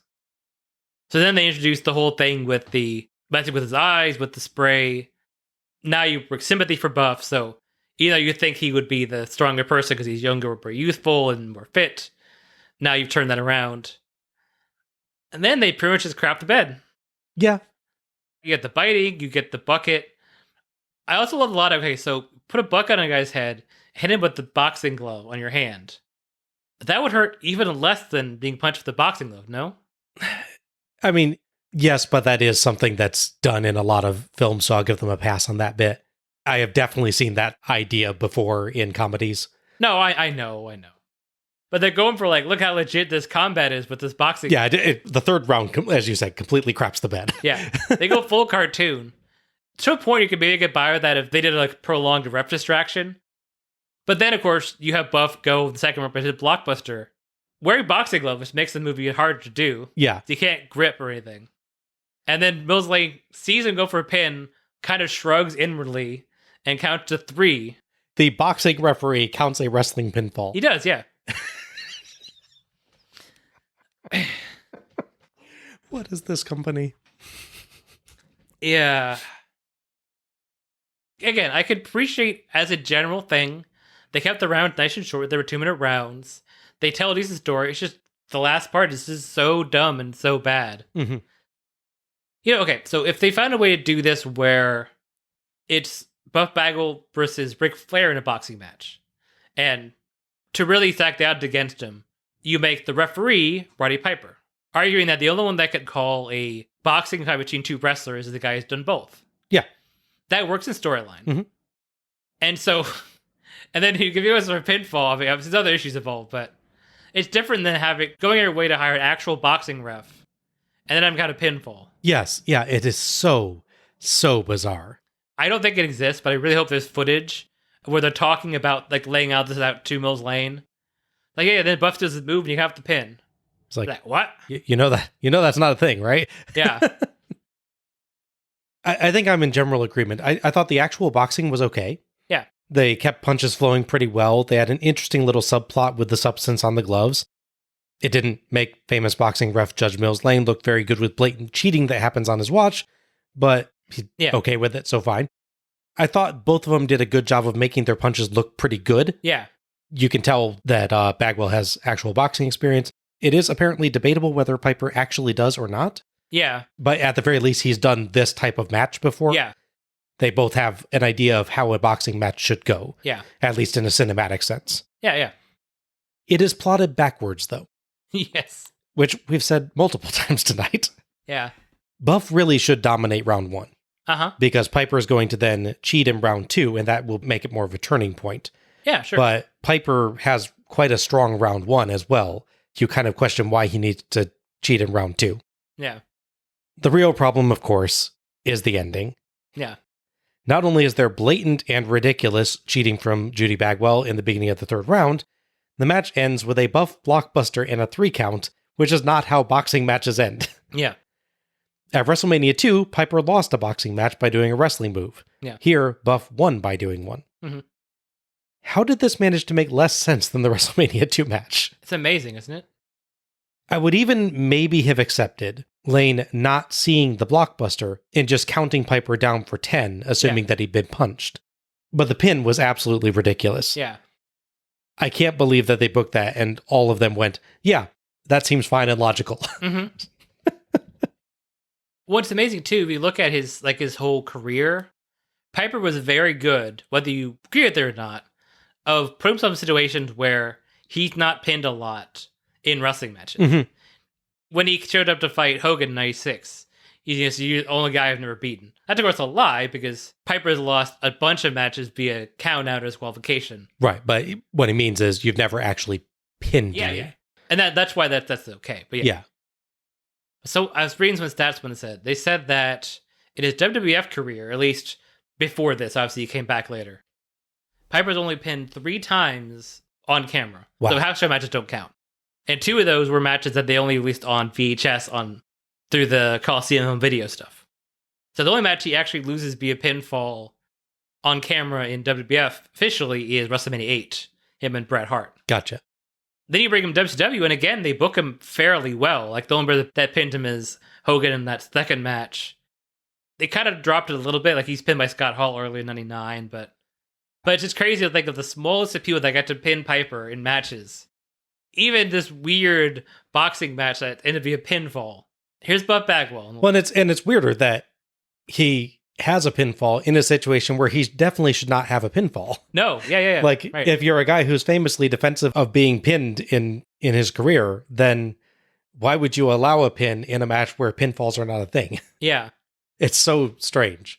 Again, just have him knocked out by the Buff Blockbuster and then counted out for a normal boxing 10 count. I'm cool with it. Sure, yeah. But the pinfall is astonishingly bizarre. Yeah, it's a bizarre little cherry on top of whatever the hell this match is. Yeah. It's kind of a shame because the first 2 rounds actually are pretty nice. Like, they've done a lot better with the boxing than I thought they were going to. Yeah. It's a point of greatness scale as well. Mm-hmm. Like, if you're a legit boxing fan, you watch the box, you're going to be like, oh, they're not blocking, they're not dodging. Right, they're not yeah, doing any yeah. of this. This is definitely cinematic boxing, not real boxing. This is like wrestling boxing. Yeah. As weird as that statement is. But yeah, it's just bizarre that they could go in really well and then that. Yeah. So on the very next Nitro, Ernest Miller is bragging about how great he is after he beat Disco Inferno, which would bring out Buff Bagwell to set up the match that we all know and did not love on Road Wild.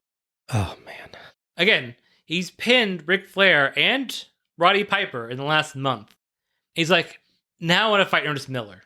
Go for the top. Yeah, exactly. Nowhere to go but up from Piper. It's bizarre. Maybe he got confused and thought that he was in a karate championship. Oh, okay. As far as Piper himself, he would be off TV a bit after this, understandably after losing via pinfall in a boxing match. They would bring him back a few months later where they would make the whole story that his contract is controlled by the powers that be, setting up his interesting, I guess the word for it, contribution to the Starrcade 99 main event. The only time that John was ever angry at Roddy Piper, yes. I know, it's amazing. You ruined Piper for John. I can't believe you did that, WCW. We cut to another video package. Yet another video package. Yeah. Building up the main event, which features Savage demonstrating with the aid of Gorgeous George and Medusa how he would pin Kevin Nash, Nash challenging Sid, who says he will start with and end with Nash. Sure. All right, yeah. Savage getting involved, Sting making the save, Piper and Flair setting up Savage and Sid versus Nash and Sting, Nash claiming Sting drove the Hummer, Flair asking Savage and Sid to work with him to beat Nash in a match Nash has versus David Flair, Nash saying if he wins he gets Torrie Wilson for 72 hours, which is not okay. Nope. And Nash stealing a taser from David Flair and using it on everybody, then taking Gorgeous George and Torrie Wilson via her walking along. But we see probably not actually Sting, sitting in a Hummer, but then we cut to definitely not actually a Sting, beating up Nash during another match. Looks like Dale Torborg, the Demon, in the Sting getup, I guess. That was an overly long video package. But thank goodness it was the only long, boring video package tonight. Oh, wait, it wasn't. One more detail to add that, by the way. The initial Hummer angle begins with a white Hummer attacking Kevin Nash. The Hummer that fake Sting is sitting in, you see in the window, a black Hummer. Yes. At least this video package did not unceremoniously cut off. Yeah. They managed that at least. Somewhat justifiably not included, by the way. The infamous bit with Savage apparently legitimately slapping Torrie Wilson when she accidentally got the giggles during an intense confrontation from the July 5th, 1999 Nitro. Somewhat surprisingly, that's still on the Peacock version of Nitro, by the way. Yeah, it is. 2 hours, 7 minutes, 42 seconds in. Mm-hmm. Just kind of thought that they would have cut that after some of the other things they've cut or edited. I'm not campaigning one way or the other for cuts on old shows, but it just is odd given some of the other things they've edited on WCW shows that one is still in there. Yeah. So our final match is the Macho Man, Randy Savage, and the Millennium Man, Sid Vicious, with Gorgeous George, Miss Madness, and Medusa, versus Big Sexy, Kevin Nash, and I don't need a nickname, I'm Sting, in a tag match for Nash's WCW World Heavyweight Championship. Referee for this one is Nick the Mustache Patrick. Isn't he the icon, Sting? Yeah, probably. I don't think he ever actually calls himself No, that. he doesn't. That's the thing. Like, everyone does that. Tony does it. Yeah, everyone else calls him the icon or the franchise. That's true. But I don't think Sting ever calls himself anything but Sting. No, that's true. World champion Kevin Nash is targeted by the duo of Randy Savage and Sid Vicious, known as Team Madness or Team Savage. They can't make up their mind. Personally, Team Madness sounds better. Yeah. Because it connects to his valets that are already Team Madness, so just making Team Madness bigger, quite literally with Sid Vicious in this case. Softball player, Sid Vicious. Yes. This would be one of those stories where all the heels are working together because I guess those are all heels. They would try to help David Flair, have it help us be world champion in a bizarre setup which will lead to the tasering and kidnapping whole thing. And yes, this is the origin of the Send for the Man clip, which is Randy Savage running back and slapping Tori Wilson when she's supposed to be scared because he's yelling at Gorgeous George. She has the giggles and he just smacks the crap out of her, which is, again, not okay. Not okay, no, yeah. But it's notable clip because it's so prevalent. Yeah. Because it was used in Botchamania. It's used in Botchamania to represent other cases where someone has an inappropriate emotion during a scene. It's more like the running up and yelling and everything, not the slapping. Yeah, yeah. You know, again, it's not okay to do that. This is not the only time they would involve the kidnapping of Gorgeous George in an angle, which is a thing. But yeah, let's just get to the tag match where somehow someone could pin their not legal partner while also legal, or vice versa. Michael Buffer does the introductions again and claims this is the first time a world champ has put his title on the line in a tag match. It's not the last, sadly. No. Buffer again notes that Nash's partner Sting could win the title off of him. How? How? Please draw me a graph. I would love it. Screw it. Let's get ready to rumble. Savage and Sid enter to Macho's horrid 1999 theme with Medusa, Miss Madness, and Gorgeous George. Sting enters next, then Nash enters separately, so NWO Wolfpack theme count 1. Now, what's interesting, though, is their themes are separate, but the video playing on the walls is a mix of the two of them. Oh, interesting. So they just kind of did one video, but separate themes. Yeah. Oh, okay. And it's not like highlights them as a team or anything. It's just like, here's Sting in the bottom left and Nash in the top right, and it sort of moves around. Okay. There's a sign in the crowd reading, Nash, Sting, beat the maidness. Mm-hmm. They switch the E and the N. Spell check your signs, folks. Yeah, right. Gorgeous George removes some sunglasses that she had been wearing, revealing a shiner. I'm sure that an abusive relationship angle will be handled with the seriousness it deserves by WCW. Of course. Sting and Savage start, but Savage notices Gorgeous George going to stand behind Nash and goes to retrieve her. Nash gets in the way and Sting beats Savage up, then Sid, including kicking him up into the turnbuckle in defiance of all known laws of physics. Sid finally stuns him with kind of a clothesline punch, and Sid and Savage trade off wearing Sting down, distracting the ref to cheat with occasional sneaky help from Miss Madness and Medusa, including a kidney punch from Medusa that hits so lightly Sting doesn't even notice to sell. Yeah. Sting eventually blocks a Savage punch and fires back, dropkicks him, and tags Nash. Nash decimates Savage and Sid, and emphatically tags Sting, which Tony says shows trust. Sting almost immediately sets up the Stinger Splash against the barricade that people nearly always dodge, and shockingly, Savage dodges. So Sting eats barricade. Maybe shouldn't have shown as much trust, Nash. Yeah.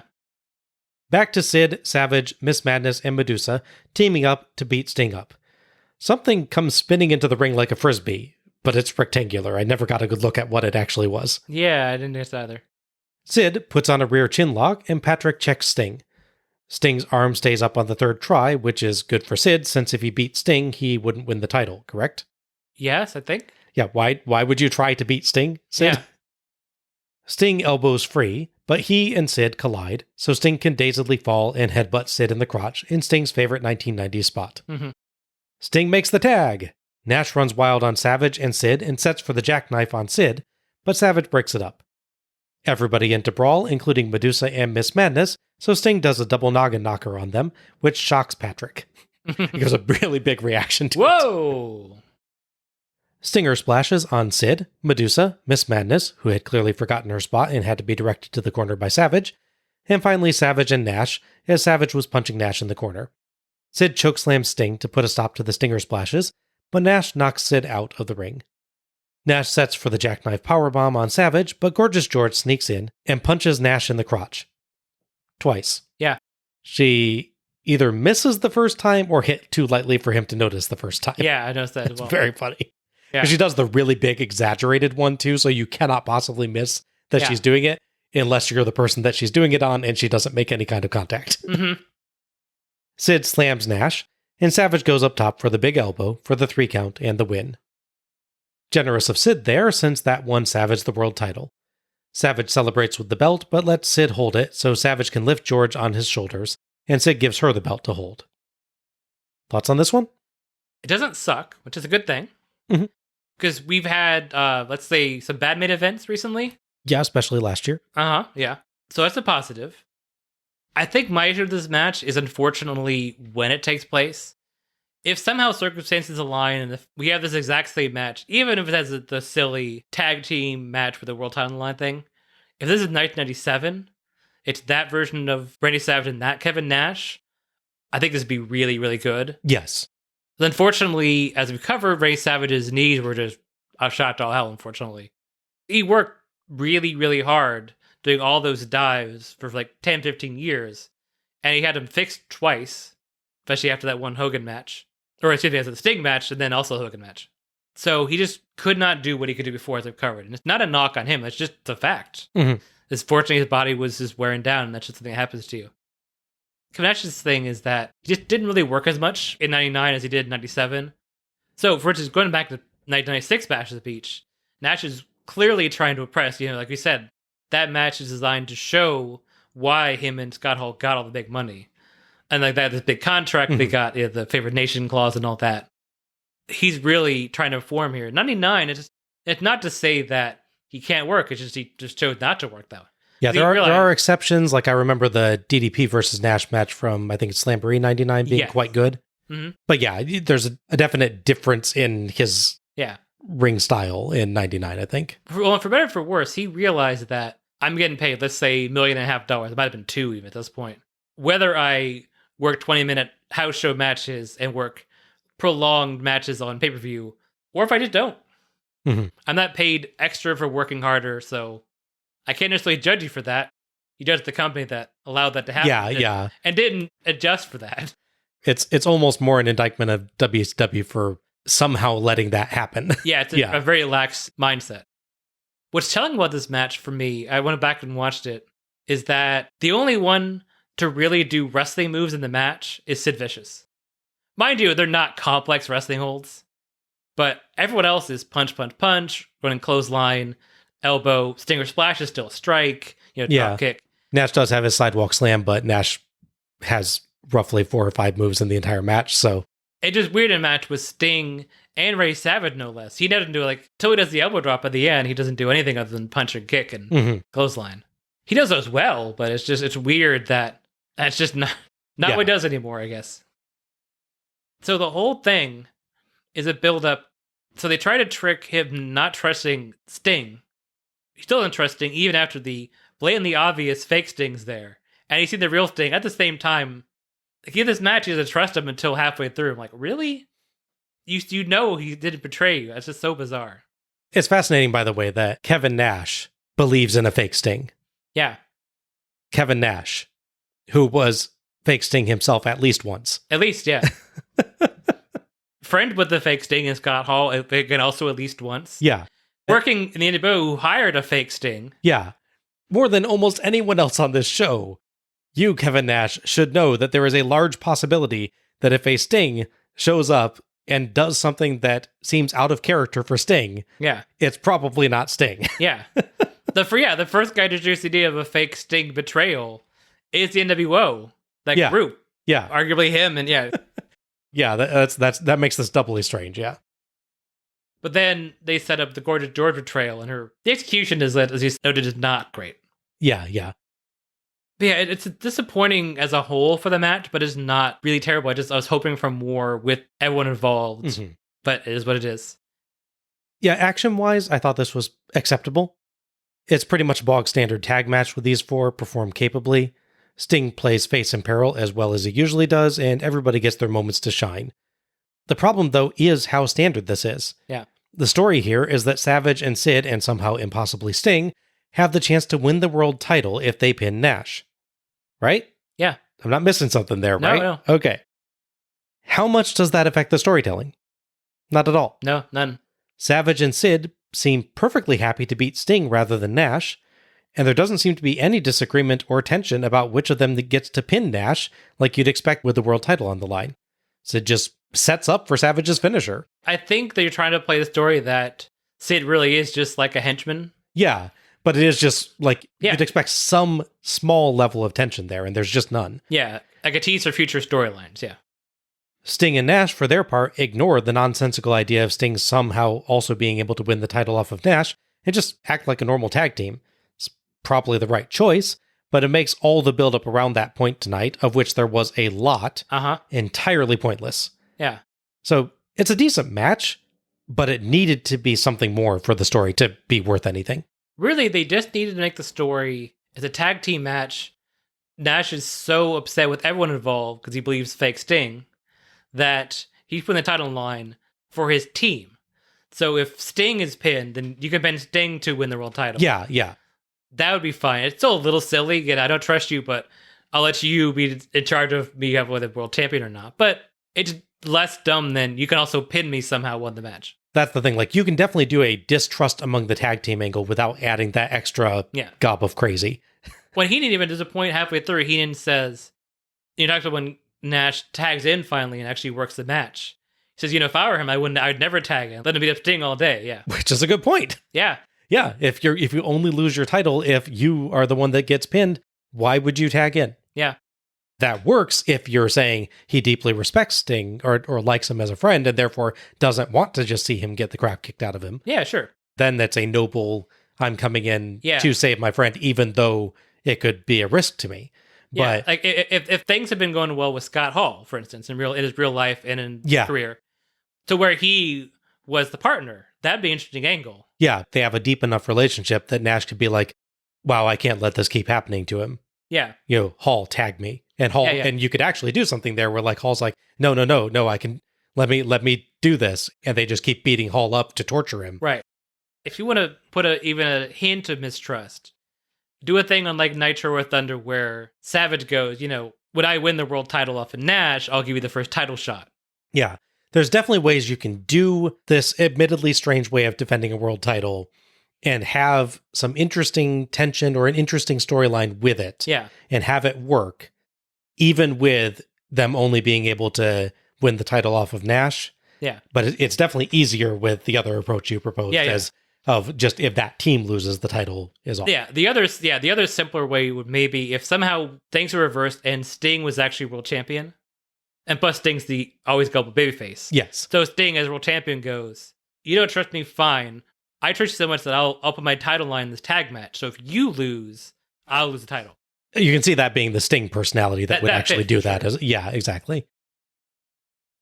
On the next Nitro, Randy Savage would put an open challenge anyone to defend my title against, except Big Sexy Kevin Nash.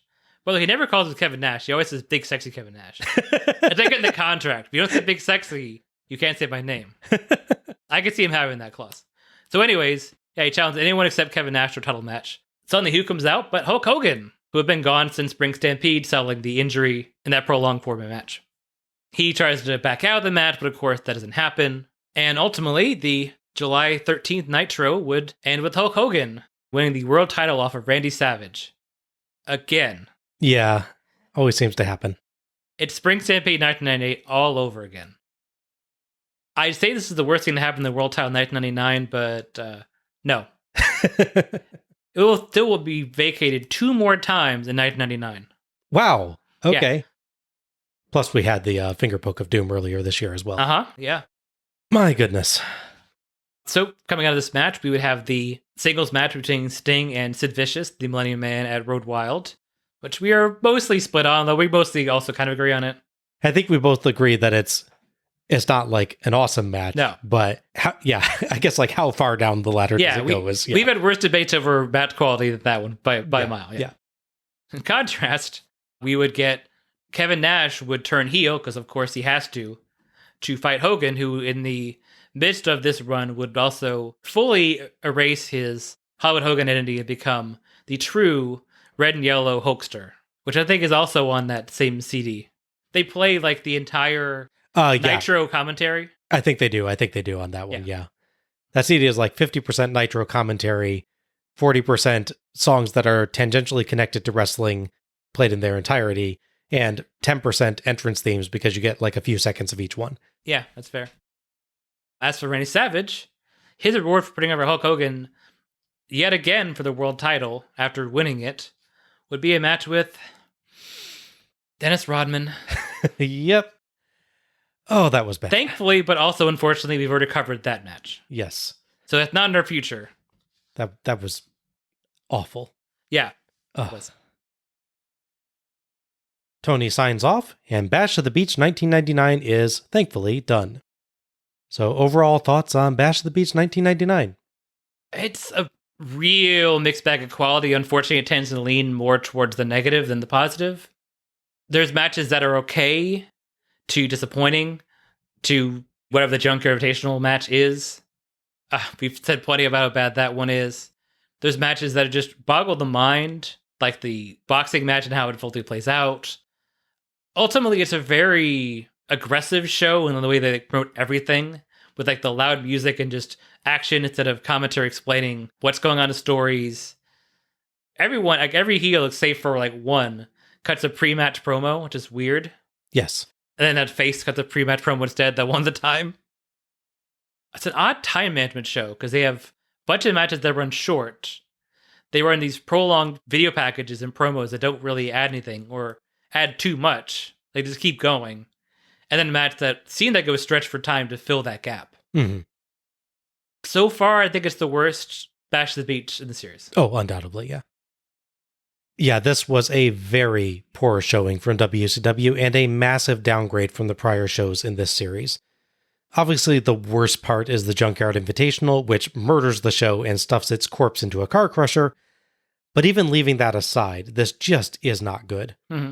The other matches, save for the Soldiers versus the Rednecks and the Triad versus Benoit and Saturn, range from just about acceptable to entirely unnecessary to just plain dumb. Yeah. Plot holes abound, stipulations are abandoned or impossible in the first place, and a boxing match ends with a wrestling pinfall. I'm surprised Judge Mills Lane's head didn't explode. There is good to be found here, but you have to wait through some real 1999 WCW crap to get to it. Mm-hmm. The promos and video packages largely hurt things. The promos mostly just take up time and add nothing in particular to the show.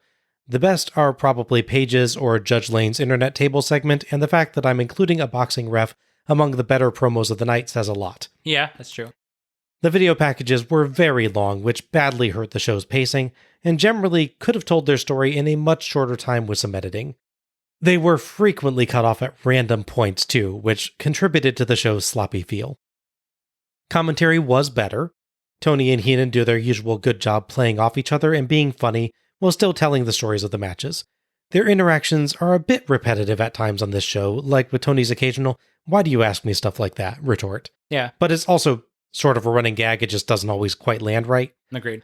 They're also dragged down by the storylines and matches that they have to support, but that's not their fault. No. There's only so much you can do to sell the Junkyard Invitational as great, or to build up that Nash's own partner could somehow be legally in at the same time and pin him for the title. No, I will not let that go. Nor should you. It definitely helps that Heenan does quite well at his favorite pastime, trying to get Tony to crack up on camera. Yeah. Production was highly variable. Aside from the aforementioned video package difficulties, cameras missed a number of notable moments in matches tonight, and that's before we consider the Junkyard Invitational, which was filmed outdoors at night with poor lighting and often from a helicopter, ensuring that it was difficult to even see the terrible spots and dull brawling, or even tell who was in the match for that matter. At least the beach set was, again, nice, though it didn't get used in any matches this year, probably because the hardcore match was in a junkyard. Yeah. I definitely do not recommend watching this one. The couple good matches have their own pretty notable problems, and the rest of the show is at best entirely missable and at worst, well, one of the worst matches I have yet witnessed. Mm-hmm. This series is drowning, and the Baywatch lifeguards are nowhere to be seen. Yeah, that's fair. Match of the night and MVP then. So, Al, your match of the night? There's really only 2 matches in contention for match of the night for me. That's the elimination match and the 3-on-2 tag match. Agreed. There's a lot to enjoy, I think, as a whole package with the elimination match because it's so quick, but lots that doesn't make sense. Like you talk about Chase just dragging up Bray Windham and Conan's like, yeah, sure, why not? I'll go too. I want to lose this match, might as well. So in spite of its flaws, like to fight against the crowd or just the time stretched too long, easy match of the night is the Triad versus Benoit and Saturn match. Easy. Yeah, for me, it was between the same 2 matches. The only 2 outright good, albeit still flawed matches on this mess. I will also go with the Triad versus Benoit and Saturn. Well, I think the action and flow of the Soldiers match is maybe actually a tad better. I struggled with the backwards booking and some strange eliminations. The Triad match is a little too long, but it makes sense and has a particularly intense opening and ending. And the 3 versus 2 gimmick makes for some really good heel antics. Yeah, I'm going to go with that one. Okay. MVP? I always usually try to find someone else to highlight in the show unless there's just someone that's amazingly stand out in the tag match. And to be fair, Benoit and Saturn were both really good. DDP is really good in this match. It'd be easy to give it to DDP, but I want to try and find someone else. For me, I'm going to MVP a little differently. Gonna go with Silver King. No, I mean, sacrificing life and limb in that match would be nice. But no, for me, it's the best part of the second best match of the night. That is Rey Mysterio in the elimination match. That's entirely fair. He was definitely on the list for me as well, yeah. Well, and he's part of every single pinfall elimination on his side. Yes. They literally could win the match without him. Yeah, he definitely adds a lot of excitement to that match. He's part of a number of really big spots. Yeah. And nails every one of them, so. Like I said before, they butchered his gimmick and his look, but he still wears Mysterio in that silly outfit and no mask, so he's still Mysterio. Well, I am taking what I believe you just identified as the easy way. Fair enough. I'm going to give this to Paige. Sure. I think all the guys in the Triad versus Benoit and Saturn match do their best in the face of a disinterested crowd, but Paige in particular really gave it his all, trying to get the crowd back, and he almost succeeded. Yeah.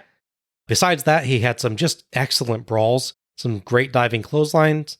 His diamond cutter spots were excellent. Yeah. And he was clearly having a good time playing a cocky and self-assured heel. I remember that from Road Wild 99 as well. That was a reason I really loved his performance there. He's just clearly having a ball. I will say runner-up is Bam Bam Bigelow for being willing to do his moonsault for a deeply undeserving audience. Yeah, and he was really good in the match as a whole as well. Yeah. And that wraps up our review of Bash of the Beach 1999. If you've enjoyed listening to us tonight, you can find us on Facebook as Let's Go to the Ring. A link will be available in the episode description. Follow us for episode announcements and other show details, and share your own thoughts about each show as we go through.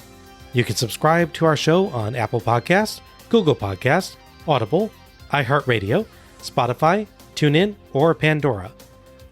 And please, if you've enjoyed this show, give us a rating or review, and share the show through your favorite social media platforms to help others discover us. Many thanks to OSW Review for attendance and pay-per-view figures, and to Gina Trujillo for our logo. Next up, Bash of the Beach 2000.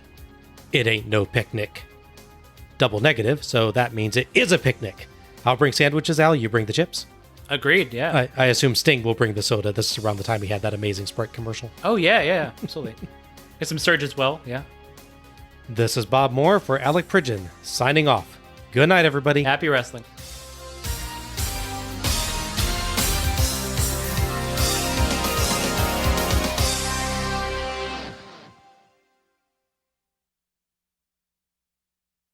Back in, Saturn top rope splash and Benoit swan dive hellbutt. I think I've made that flub before and commented that would be a great move name. Yeah.